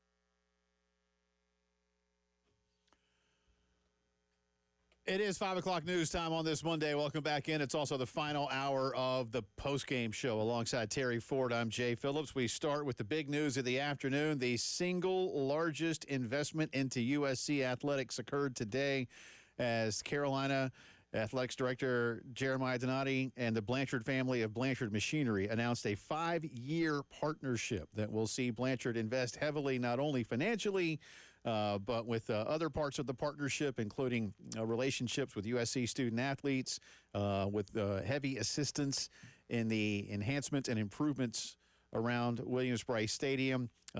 Jump into it here a couple of minutes. This is Jeremiah Donati announcing this partnership and its importance to the future for Gamecock fans everywhere. Good afternoon, everyone. It's a privilege to welcome you all to Williams-Brice Stadium on this historic day for South Carolina athletics. Today, we are announcing a strategic partnership which includes the largest single financial investment into our athletics department in our history, which will help us shape the future of our programs and our university for years to come. This collaboration is between the University of South Carolina and the Blanchard family and Blanchard Machinery Company, a company whose roots run deep in the state and in the soil of South Carolina, and whose commitment to community, innovation, and leadership is truly best in class. First, a little bit about our partners. The Blanchard family's connection to the University of South Carolina is very personal, and they are Gamecocks through and through. Blanchard Machinery was founded by Bob Blanchard in 1982, and the company has remained a pillar of South Carolina industry and a proud supporter of USC. Joe Blanchard, a distinguished alumnus and 2021 honorary life member of the Alumni Association, led the company with vision and integrity until his passing in 2022. Today, his children, Boyd, Rozier, and Catherine, all graduates of the University of South Carolina, continue to honor that legacy through their leadership and generosity. While we will not disclose the financial terms of this commitment at this time, as I mentioned before, this is the largest individual investment into our athletics program, and like I know the Blanchards understand the significance of that. About the partnership, well, for starters, part of this investment will go right here into the stadium. By now, everyone has likely heard we are preparing for a $350 million renovation and redevelopment of Williams-Brice Stadium following the 2025 football season. The Blanchards are taking a leadership role in the support of this project and believe since the outset in our vision for the future of this facility. As I have mentioned before, these plans call for significant improvements to premium spaces, the student section, concourses, including concessions and restrooms, additional video boards, and of course enhancements to the spaces used by our Gamecock football student athletes. These changes will collectively elevate and amplify the game day experience for all Gamecocks at home football games, while also enabling us to improve the experience for our football student athletes. Also, as part of this partnership, I am pleased to announce that the Blanchard Cat and Blanchard Rental logos will be the first on-field logos prominently displayed at Williams-Brice Stadium beginning this season. So there you go. Good stuff from Jeremiah Donati. And again, the full press conference is on the Gamecocks YouTube page for those of you interested in seeing more of that. Before we discuss further, and again, our good friend David Cloninger will be with Terry and me coming up in about 10 or 12 minutes with more of his thoughts. He was at the press conference today. Cut number 2, please, Terry. This is Boyd Blanchard, the current president of Boyd Machinery, of Blanchard Machinery. I'll get that right eventually. 2 last names. Blanchard Machinery, Boyd Blanchard, on how this came to be.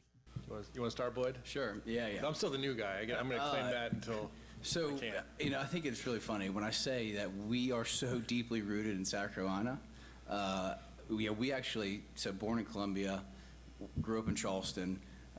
We actually went to high school with Wayne Hyatt. First grade, starting lower school. So when we talk about that relation running deep, obviously friends of Wayne, and when they came to us and talked about just what this project looked like, the opportunities that we can make a difference, it just was the right fit, and we continued to talk about it been working on it for a couple months, but really we realized that we wanted to be the bold company to help plant the flag and really get this movement rolling. So there you go. Wayne Hyatt runs the Gamecock Club, so there's a relationship there. And we had Rozier Blanchard on with us a little bit earlier, echoing some of those same things and how it just, like a lot of things, you start talking, ball gets rolling. Next thing you know, you got a plan in place. And here we are. So there are some. They're not renderings, by the way. The logos have been painted onto the surface of Williams-Brice. So you can go to Carolina's Twitter feed, and very easily see exactly what these look like. They're not overwhelming by any stretch of the imagination. The Blanchard family name is going to be in garnet, and then of course the Caterpillar logo is an internationally incredibly well-known brand that's got some yellow in it, but they don't stand out. They don't overpower you. I personally think it's fine. Jeremiah Donati was asked, you want to do that one again, number 3, real quick here. What happens to the state logo, if you will, the palmetto tree and crescent that was there? Here's what Jeremiah said. We do. We got a little surprise for you. We're not going to see that surprise today, but I'll tell you they're not going anywhere. You have to wait till September 6th for that. So they'll be there. They'll be there. Where exactly? Not sure. Because these logos will be replacing them on the 25s, and I believe it looks like the SEC logos, at least from what I've seen, are still on the field. But regardless of some of those things, look, change is inevitable. You want to do it. I think you made a great point earlier, Terry. You want to do it with respect to the traditions that are already there, but you can't have it both ways either. I've already seen one Twitter comment that said they could just stroke a check, but they don't need their logo.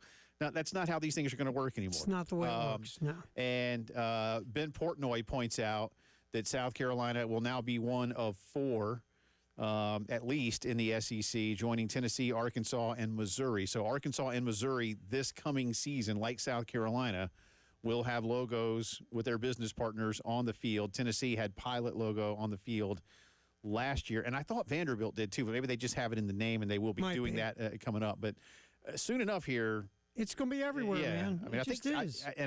Did I see right that Southern California is going to have this out at the Coliseum? I think I missed that. I'll take your word for it. Well, I didn't see that one. I thought I'll double check that, but I think a lot of folks are going to see more of this in college football here very, very soon. And as Jeremiah pointed out in there as well, financial terms at this point not disclosed. We understand that because we've asked. Right. We've asked. It's a strategic decision to not release those numbers publicly. That's what we've been told, and I fully understand that. You maybe don't want your Terry, your competition knowing exactly. They don't need to know. Yeah. That's a need to know basis, right?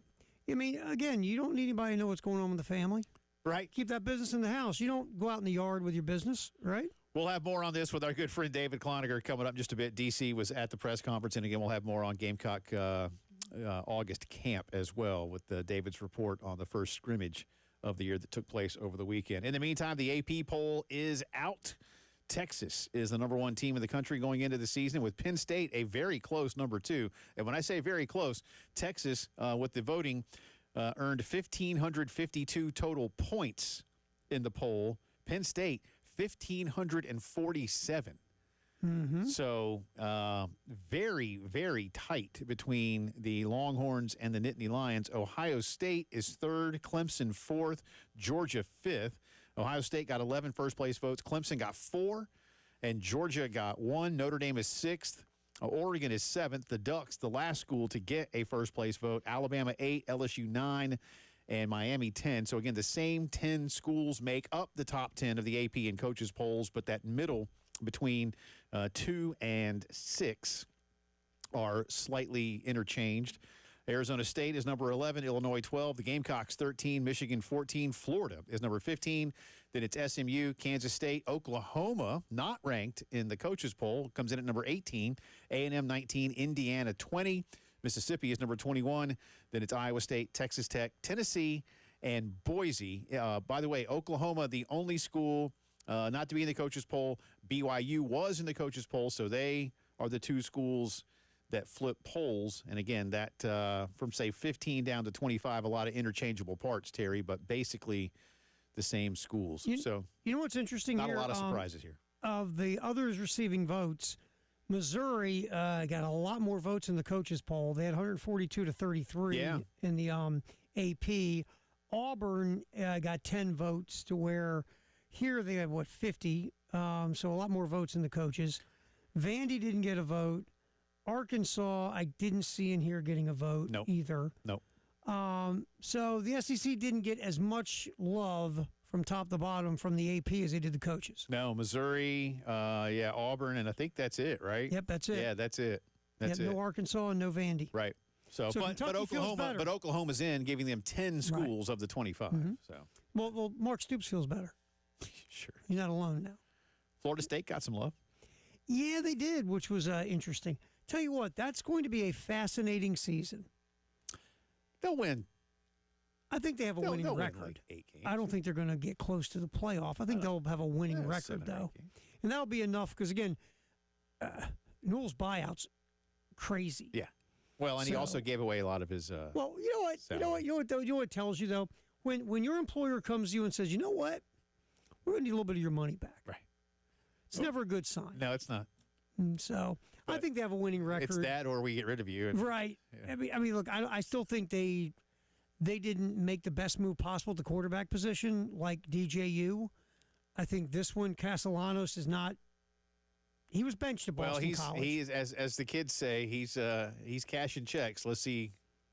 Let's see if his mouth can exactly. Yeah. But or he's writing checks, his butt can't cash. Yeah, so we'll see where Florida State. But again, they got what the votes they got here. They got 8 votes in the AP, 8 in each poll, and 8 in the coaches. Yeah, it's going to be a fascinating year in Tallahassee. Just saying. And finally, in our integrated media headlines of the day, break up the Atlanta Braves. Woo-hoo! The Braves have won 4 out of 5. Just saying. That's the good news. The bad news is they did it against the Marlins. And the bad news is that the Braves are still 17 and a half games out of first place in the NL East. You got to start a run somehow, bub. Yeah. Just saying. Off today, traveling to New York to take on the Metropolitans for 3 starting tomorrow night. But you know what? In all seriousness, Drake Baldwin had 10 RBIs this series. And Michael Harris, after some adjustments to his batting stance, is hitting like 350 in the last week. Look, I mean, listen, I need every little bit of something to look forward to next year. Man. Michael Harris has to realize he doesn't have to swing at everything that they throw. Right. Well, and I think from what I read, he's holding the bat much higher up, literally, and I think it's forcing him to understand what he's got to swing at. Rather, when he dropped his hands, he could swing more.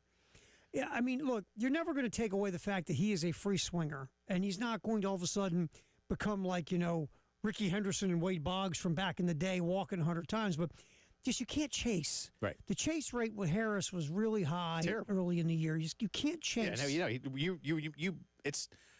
a near literal truth to say he swings at everything. Yes, it's like I mean, he does walk every once in a while. now- The thing, he's got speed. I wish he would walk more, but and they have to weigh his so. Let me defensive ask you prowess. this: Jay Phillips is on the mound pitching to Michael Harris. What are you throwing him? I'm throwing it as far away from him as I can. Right. You know? Yeah. I'm just here. Chase this. It's low and away, low and away, low and away all the time. I'll bounce a couple of them. You want to take a swing at those? And every too? once in a while, you throw one up near his chin just to say, "Oh, maybe I should," and then And keep him a little it dish back uncomfortable. out. Yeah, He just absolutely. he's when the league realizes that you will swing at almost anything, they're not throwing you any more strikes. They're just not. No. That's our integrated media headlines of the day. 803-948-8327 for all your home theater needs and so much more. Call Integrated Media. Our good friend David Cloninger with more on this big financial announcement for the Gamecock Athletic Department and the latest on the football team. Gamecock Notebook is next.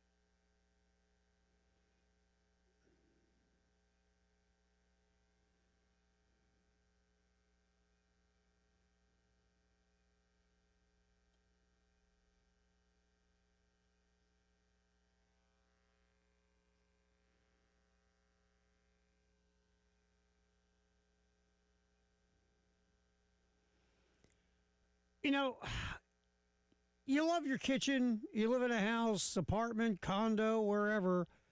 Let's say you own a home or you own a condo or you own a townhouse. Your cabinets are vital in your kitchen, not just how they look, but depth and size and functionality. So what you want to do is you want photorealistic renderings to see what that space is going to look like. They'll do that for you at CHW Cabinetry. You just call 803-520-6837. You show up, you sit down with Star and her crew. They will walk you through from beginning to end. They do everything but build them in front of you. They will guarantee that you are happy and everyone's on the same page. Literally, experience a CHW difference. Yeah, it's good enough for Jen Jensen, and nothing's good enough for Jen Jensen but CHW Cabinetry. It's good enough for you. 803-520-6837. Give Star and her crew a call.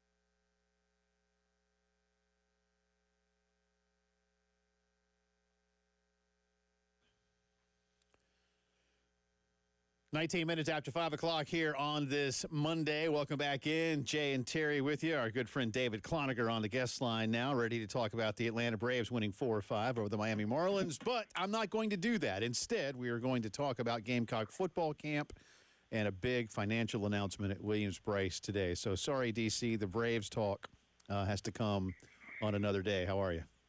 No worries, man. The magic number is 12. They only got to win 12 more, and they don't lose 100. That's right. Yeah, I knew that would come out at least. Let's actually start with camp, and then I'll come back around to the financials because I do want to get some football in. First scrimmage of the weekend. I guess we don't learn a ton from that, but David Cloninger has now gone through the intel. Your biggest revelations this weekend are what? No, I mean, not a lot, guys. I mean, always there's going to be somebody come out, or the coach will probably say tomorrow, well, so-and-so was ahead of the so-and-so. The defense was ahead of the offense, or the offense was ahead of the defense. That's how it always goes, right? Well, from what I heard, the defense was ahead of the offense in this one. Doesn't mean anything. Doesn't mean the offense is bad. It just means that the defense was a little bit more, star-making. Made a few more plays, that kind of thing. You do have to throw in the caveat that, Lenora Sellers only played a couple of series, which is what you do in a scrimmage. So the main thing is that everybody looked pretty good. There were some surprises from guys that they wanted to see, and nobody got hurt seriously. A couple of ding-ups, but nothing serious. Now, I know Rasul Faison was limited this weekend, so he's practicing, maybe a little ding-up there for him, but what – I try to figure out. I don't mean to be a smartass here. I just try to figure out where he's fitting into all of this. And now, God bless him, he might have to miss a day or two of practice. Well, that's the thing. I mean, we didn't see him in practice last night. I don't think it was related to anything with his NCAA case. So that says, all right, well, that fits in with what I heard, that he had a little bit of a shoulder during the scrimmage. Nothing serious. With the NCAA thing, I know that people sometimes throw out dates or whatever. Talked with someone today who was really hoping, and he seemed very, very, somewhat sure that maybe we get a resolution on this thing within the next 24 hours. I can tell you that the last piece of documentation has been accepted by the NCAA. They've got it. So it wouldn't make much sense to me to know to look at all that stuff and probably know what your answer is going to be, and you got to get all the paperwork. Now, if they got all the paperwork, I'm like, all right, fine, what's your answer? So let's hope that does become the case, because frankly, I think the kid's sick of worrying about it, and then hopefully he will be able to practice. But nobody else seriously hurt, anything like that, and I'm sure Shane Beamer will talk about that too in his availability tomorrow. David, we always say the top three things is don't get hurt, don't get hurt, don't get hurt. From what you've been hearing, seeing, whatever the case, is there anything on either side of the ball or any three of these departments, offense, defense, special teams, that has surprised you so far? Or does it feel like it's just business as usual? Well, a little bit of both, Terry.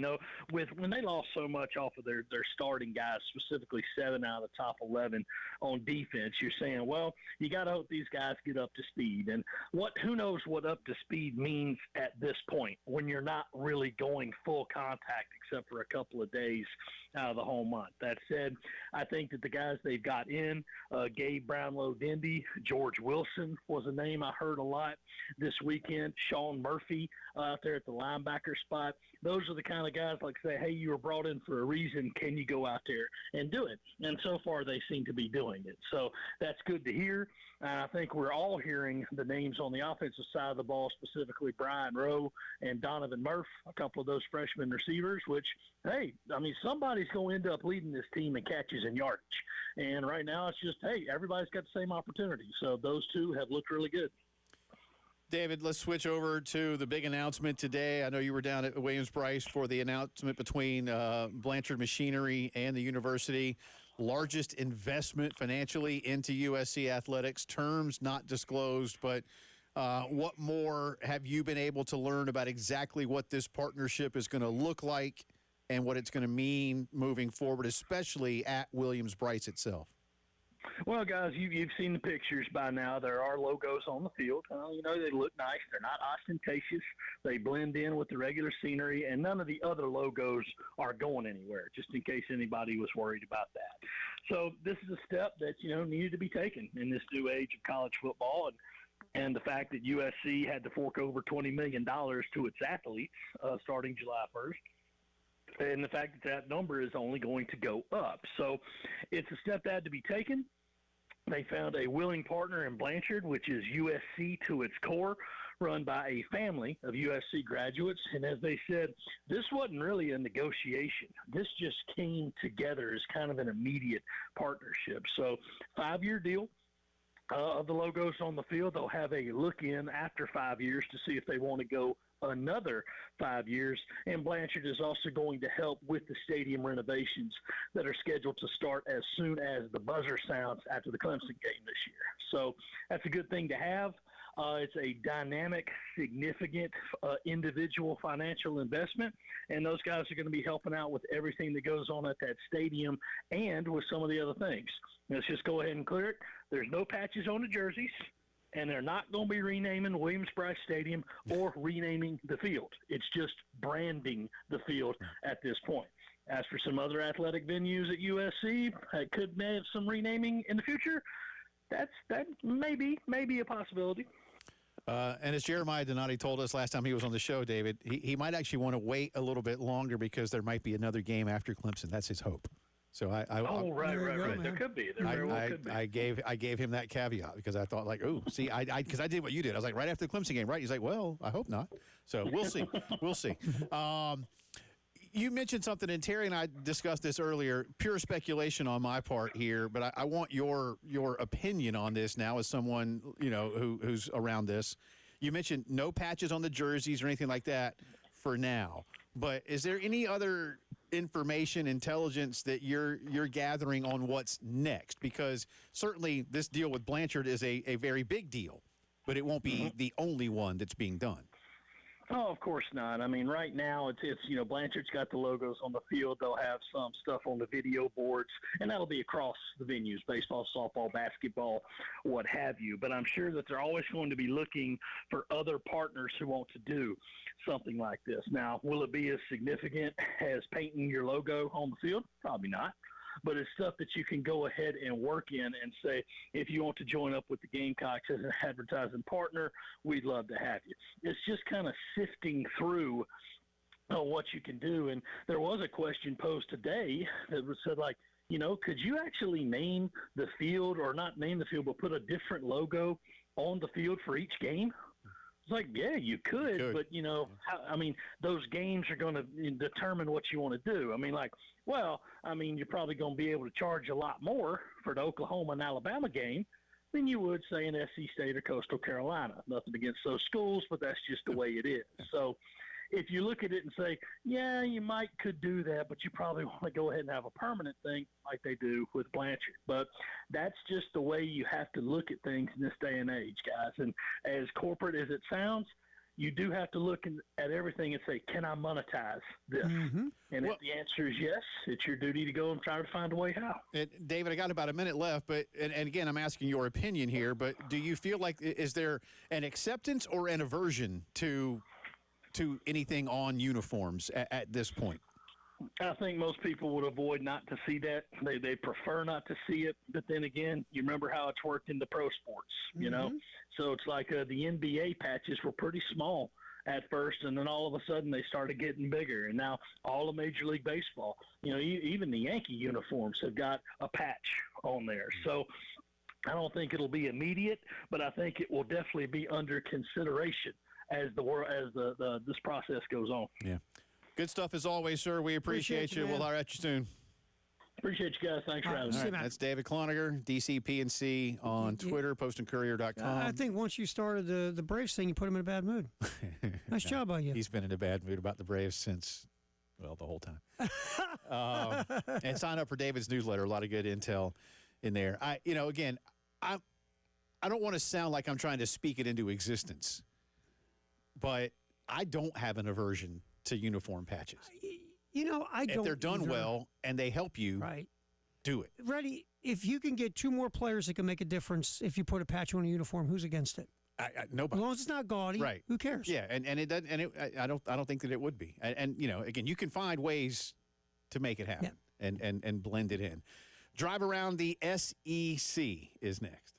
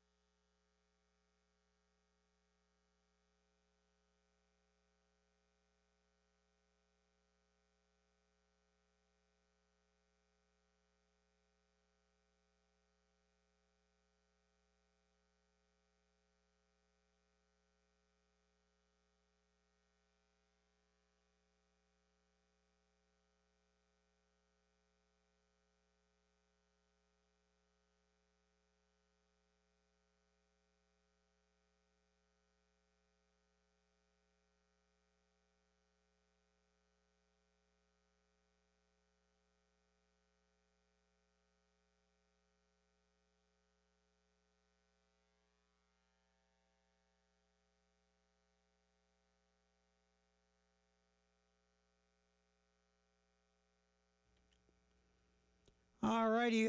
We do have a new accident. Farrow Road, Highway 555 at North Pines. Also, I-20 eastbound to South Carolina 277. That's exit 73. I-26 westbound right before Columbia Avenue at exit 91. 77 northbound at Alexander's Bridge. Also, Old Barnwell Road at Mack Circle. Reimer Pond Road at Wilson Boulevard. That's another accident as well. Then we have construction. I-20 between I-26, exit 64 and 65, I-26 Bush River Road and Old Sandy Run Road, and I-26 near UG and I-26. Coming up, a drive around the SEC here on the postgame show.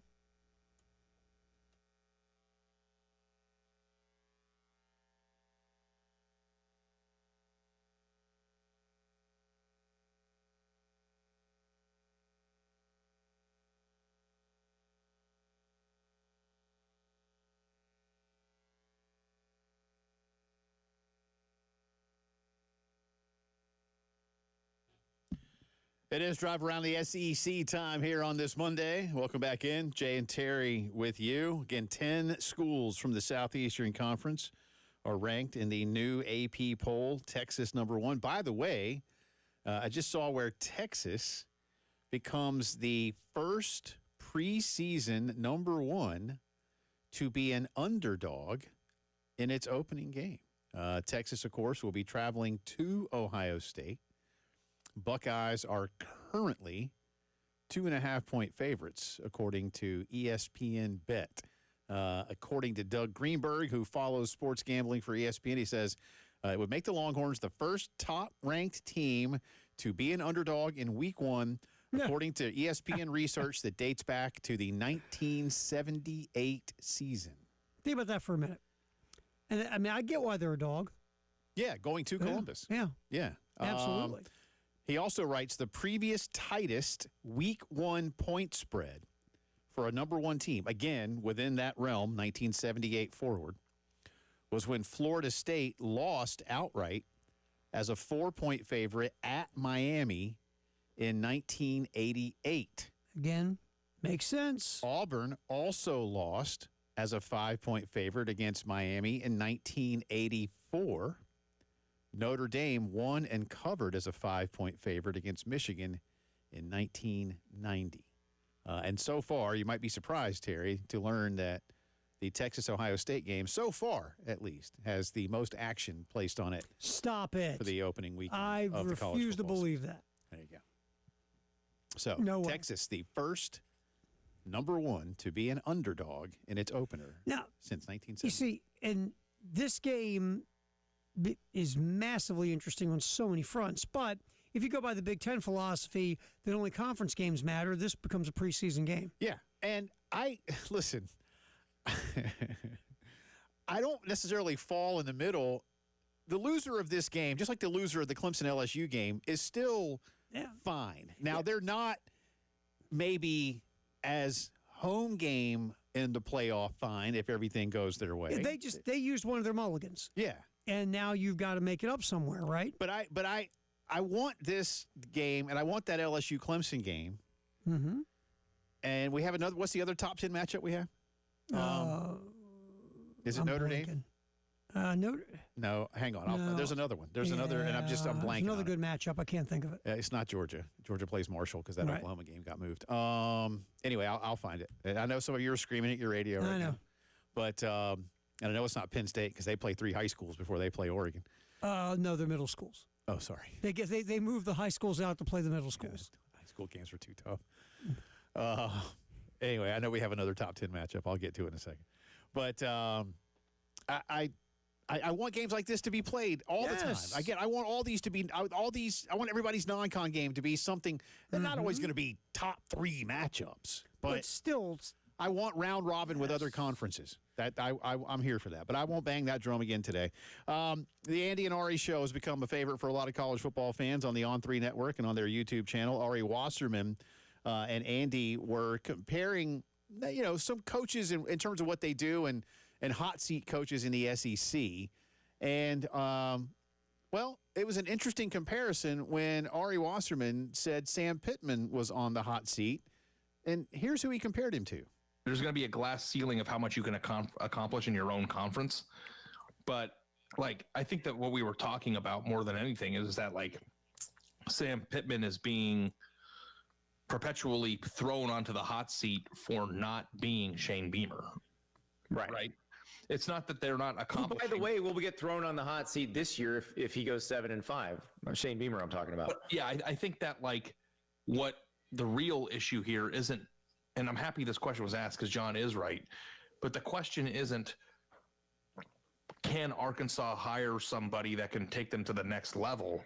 The question is whether or not the things that are happening within the program now and the record that they have from their current coach is the reason he's on the hot seat. And the reason he's not on the hot seat is because he isn't a young, buff, excited dude that's going to help them win 10 games in a random year. Now, the thing that's interesting is that, like, we're really high on South Carolina right now, and they have Lenora Sellers, and a lot of that, I think is happenstance of like where his recruitment went and how they ended up getting him. If South Carolina goes 6-6, they are back into the middle of that blip team in the SEC. Like, we're riding a pretty big wave of a good year last year, and like them having a good year this year is not guaranteed. I wrote a column about this literally on Thursday. Question: you saying Shane's young and buff? I think in direct relation to Sam Pittman, yes. So we're saying Sam's not young and buff? Yes. So well, if we're not. Ari Wasserman did. If Sam was built like Freeman at Notre Dame, would he not be on the hot seat? He's, I can't. So was there a meeting? Let's say the Tyson Food people and all the Arkansas folks got together and said, Sam, if you could get young and buff, we'll give you a contract extension. No, I think it's probably about winning football games. You sure? Yeah. This young and buff thing doesn't matter? I knew it was Notre Dame, by the way. Notre Dame at Miami. Yeah, Notre Dame, you. Miami. I know you got to end. Unnamed Notre Dame fan who lives next door to me. Who could that be, Jay? Made sure I knew. I knew it was Notre Dame. Yeah. I just couldn't remember who they were. Couldn't remember playing. And Miami won't be top 10 long. No, because I think Notre Dame will beat them. I do not disagree. Circling back to Pittman. Last year he was on the hot seat, and they got to a bowl game and won 6. And they let that Oklahoma State game get away, which, as the season went on, looked worse and worse because Oklahoma State, they couldn't beat a middle school team. They were up 10, right? Or something like that? Yeah, they blew it. Totally blew it. Yeah. And then Oklahoma State went 0 for the Big 12, if I remember. They did. I feel like Uncle Sam is still on that hot seat. Now, I'll ask you this. Let's say Arkansas pulls another 6-6 and goes to a bowl game. Is that going to keep Pittman around? I love Uncle Sam. But is another 6-6... I mean, what does Arkansas expect to be? That's my thing. When we heard at SEC Media Days Pittman talking about the lack of money, and they lost a whole recruiting class to NIL, and with the money that is in Fayetteville and the money in the state of Arkansas and how much people love that program, I was surprised not more money is going to Arkansas football. But they also love the basketball program. Who's coaching the basketball team? John Calipari. Yeah. They love their baseball team. Hell, they love their gymnastics team. They do. So is there just money is going to all these other programs is taking away from football? You follow where I'm going? Yeah, I do. Let's see here. Alabama, A&M, and Arkansas State. So you're starting 2-0. Better be 2-0. Yeah, you're starting 2-0. Then you go to Mississippi. You're 2-1. Then you go to Memphis. Memphis is good, man. That's a toss-up. That's a swing game for you. You host Notre Dame. Yeah, okay, you're going to lose that one. Loss. It's definitely. But let's give you Memphis for the sake of our discussion. Okay. All right, and then you lose Notre Dame. So you're 3-2. You go to Tennessee, 3-3. Mm-hmm. Host A&M. Yeah, probably 3-4. 3-4. Host Auburn. Toss-up. Yeah, let's say you're 4-4. Let's have some fun. All right, 4-4. Host Mississippi State, 5-4. 5-4. At LSU, 5-5. At Texas, 5-6. Host Missouri. That might be the game that. Well, but again, let's say all right. And we're giving you a win at Memphis, and we're giving you a win at home over Auburn. It doesn't feel like there's 8 wins in there. I don't feel not without massive upsets. Honestly, it's tough to feel that we're being kind to get 6, aren't we? Because we're nice guys. Probably. And we like Coach Sam. I tell you what, though, and I'm serious about this. I love Taylor Green. And I think Taylor Green is an absolute college football difference maker. So if you're in a tight game and you got a kid like that, and you find creative ways to make sure that he's touching the ball throughout the play, if you follow my drift, most of the time anyway, I think he wins you a couple of games that you might not win, but you got to be in those games defensively in order to have that be the case late. I feel like Sam's got to pull 7 or 8, Maybe. or it's over. I hate to say that because again, they can afford to fire him now, and they can afford to go pay somebody a lot of money. And you know what? Jimbo Fisher says he wants to coach again. I wouldn't do that. I wouldn't either, not Jimbo. But he wants to coach again. That's the drive around the SEC, brought to you by Herndon Chevy. Jay versus the Internet is next.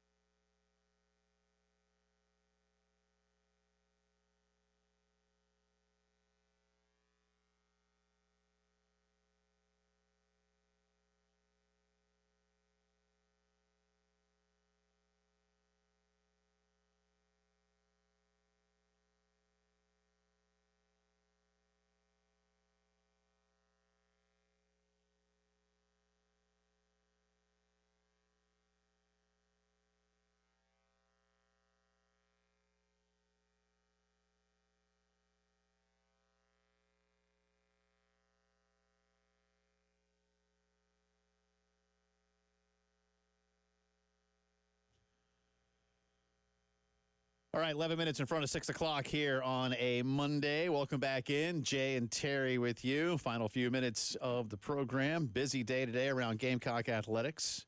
And before I get to Jay versus the Internet, one quick hit I want to get. This is Jeremiah Donati asked today at the press conference with Blanchard Machinery about future naming rights opportunities. No, it's going to always be named Williams-Brice Stadium. So, as far as our other venues, those are kind of next up, and we've had conversations there, but we're starting with the big one first. So there was a question, could this be a situation where Williams-Brice could be renamed, or the field surface itself could be renamed? No, was the answer. But we already know that Colonial Life Arena is corporately sponsored. Yep. We already know that Founders Park is, corporately sponsored, if you will. Could Stone Stadium, the Graveyard, could that be next? Do you do something like Beckham this? Field at softball soon enough? I was going to say you can take a name. I'm not saying this is going to happen, but you could take, a corporate sponsor, Williams-Brice Stadium, blah. Yep. That's done. We've seen keeping a name of a stadium, but adding a corporate sponsor on the beginning or the end or whatever the case. In Denver they did it in Vesco Field at Mile High. Now, and that's when they built the new place, because the old place was Old Mile High Stadium. Right. I personally don't foresee that happening here. I think Kentucky did, Commonwealth Stadium, Kroger Field at Commonwealth Stadium or something. I'm not a fan of that myself, but it does happen. It does. I think you'd look at the other ones. Otherwise, I think you get the on-field. Because, let's face it, can you imagine the uproar if, let's not even talk about Columbia. What if, try to Delta Field at Sanford Stadium, Oh, yeah, or something like that at Bryant Denny. Right. Some big, doesn't really have a ring to it. No, I don't think, I don't see it. And I'm old school about the stadiums anyway. Even when you slap a corporate sponsor name on a stadium, I still call it like the old name. Yeah, nobody's going to call it that either. No. And then it becomes official, and then it gets awkward and just weird. Yeah, so I'm just saying it's happened. But I think CLA re-upped, or at least the CL part, not the A. But I think Colonial Life re-upped. I don't know what the Founders deal looks like. And again, for soccer and softball, who knows, man? Who knows? Hey, there's money to be made. And the Beckhams, David and Mitzi Beckham, that gave the money to help build the softball stadium, are two of the most amazing people you'll ever meet. So I would be reticent to see too much happen over there. Maybe a continuation of the name, but leave their name on it. Yeah, that's what I could see happening. They're great people. Those kind of things pop up all the time, where you find a way to keep a name and add corporate sponsorship to it. So. Yeah. All right, what do we got here? Let's do it. You're still 3 games behind, by the way. The Internet's still kicking your tail. Well, again, it was 8. That's true. You have made a comeback, to be fair. Yeah. I have no confidence in you tonight, by the way. All right. The Phillies, will they score over under 4.5 runs tonight in Cincinnati versus the Reds? Young fellow Mr. Abbott taking the ball for the Reds. ERA at home around 2. But Cincinnati, 3rd best hitters ballpark in the majors. 4.5 over under for the Phillies. Give me under. An under? All right. The Milwaukee Brewers, the hottest team in baseball. Oh. They've won 9 in a row. Will they make it 10 tonight versus the pathetic Pittsburgh Pirates, who are coming to Milwaukee? The money line is Pittsburgh plus 175. Milwaukee is now minus 210. Winning 10 games in a row is hard. Pirates pull the upset. Give me the Pirates. The great Andrew Haney on the mound. Any relation to Michael Haney? Not that I'm aware. Andrew Haney's like 70 years old. He's pitched for every team, it feels like. Last one. Who will have more total bases tonight in the Padres-Giants tilt? Will it be Fernando Tatis Jr. or Rafael Devers? The game is in San Francisco. A very pitcher-friendly park. Yeah, it is. Some nights, right? Depends on which way the wind's blowing. Yep. I wish I knew the pitching matchup. I don't have the time. I'll give it to you real quick. You have Yu Darvish, who's been terrible on the road, against Logan Webb, who's been really good at home. Give me Logan Webb's Give me, home ERA is give me, under 3. give me Devers. Give me Devers. Yeah. Yeah. Darvish has been terrible this Give year. me Devers. His road ERA is like 10 or 11 or something. Yeah, give me. Yeah, I'll All take. right, I'll look at take you. Rafi on that. By the way, We're buds, so I can call him that. oh, you guys tight? Yeah. By the way, really quick, before we get out of here, the internet's 50-50 on the Phillies. Okay. The internet says yes, the Brewers will win. Okay. And the internet is going with Fernando Tatis Jr. All right, so I have a real chance tonight. You could really make a dent in this thing tonight, man. Or, And again, I have a ton of confidence in you. well, yeah, you should. You should. All right. Again, thanks to David Cloninger for joining us, to Rozier Blanchard as well. Good stuff there. Thanks to John Daly and his music. Oh, my God, that was terrible. Don't ever do that again. I'm telling you, I'll just walk out. I'll just walk out. See you all tomorrow.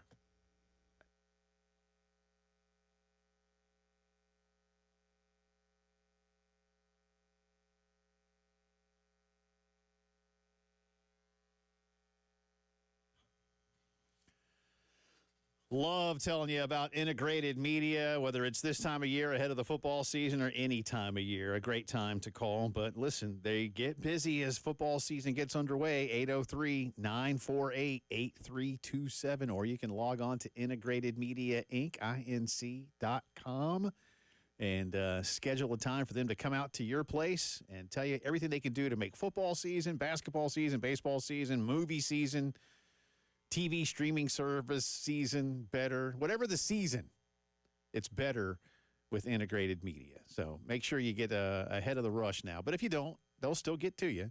All right? And you got a few weeks.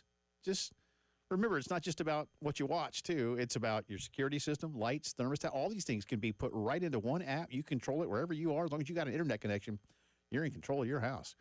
I love them. You will too. Indoors, outdoors, one room, whole house. Wi-Fi that works everywhere. 803-948-8327. Integrated Media.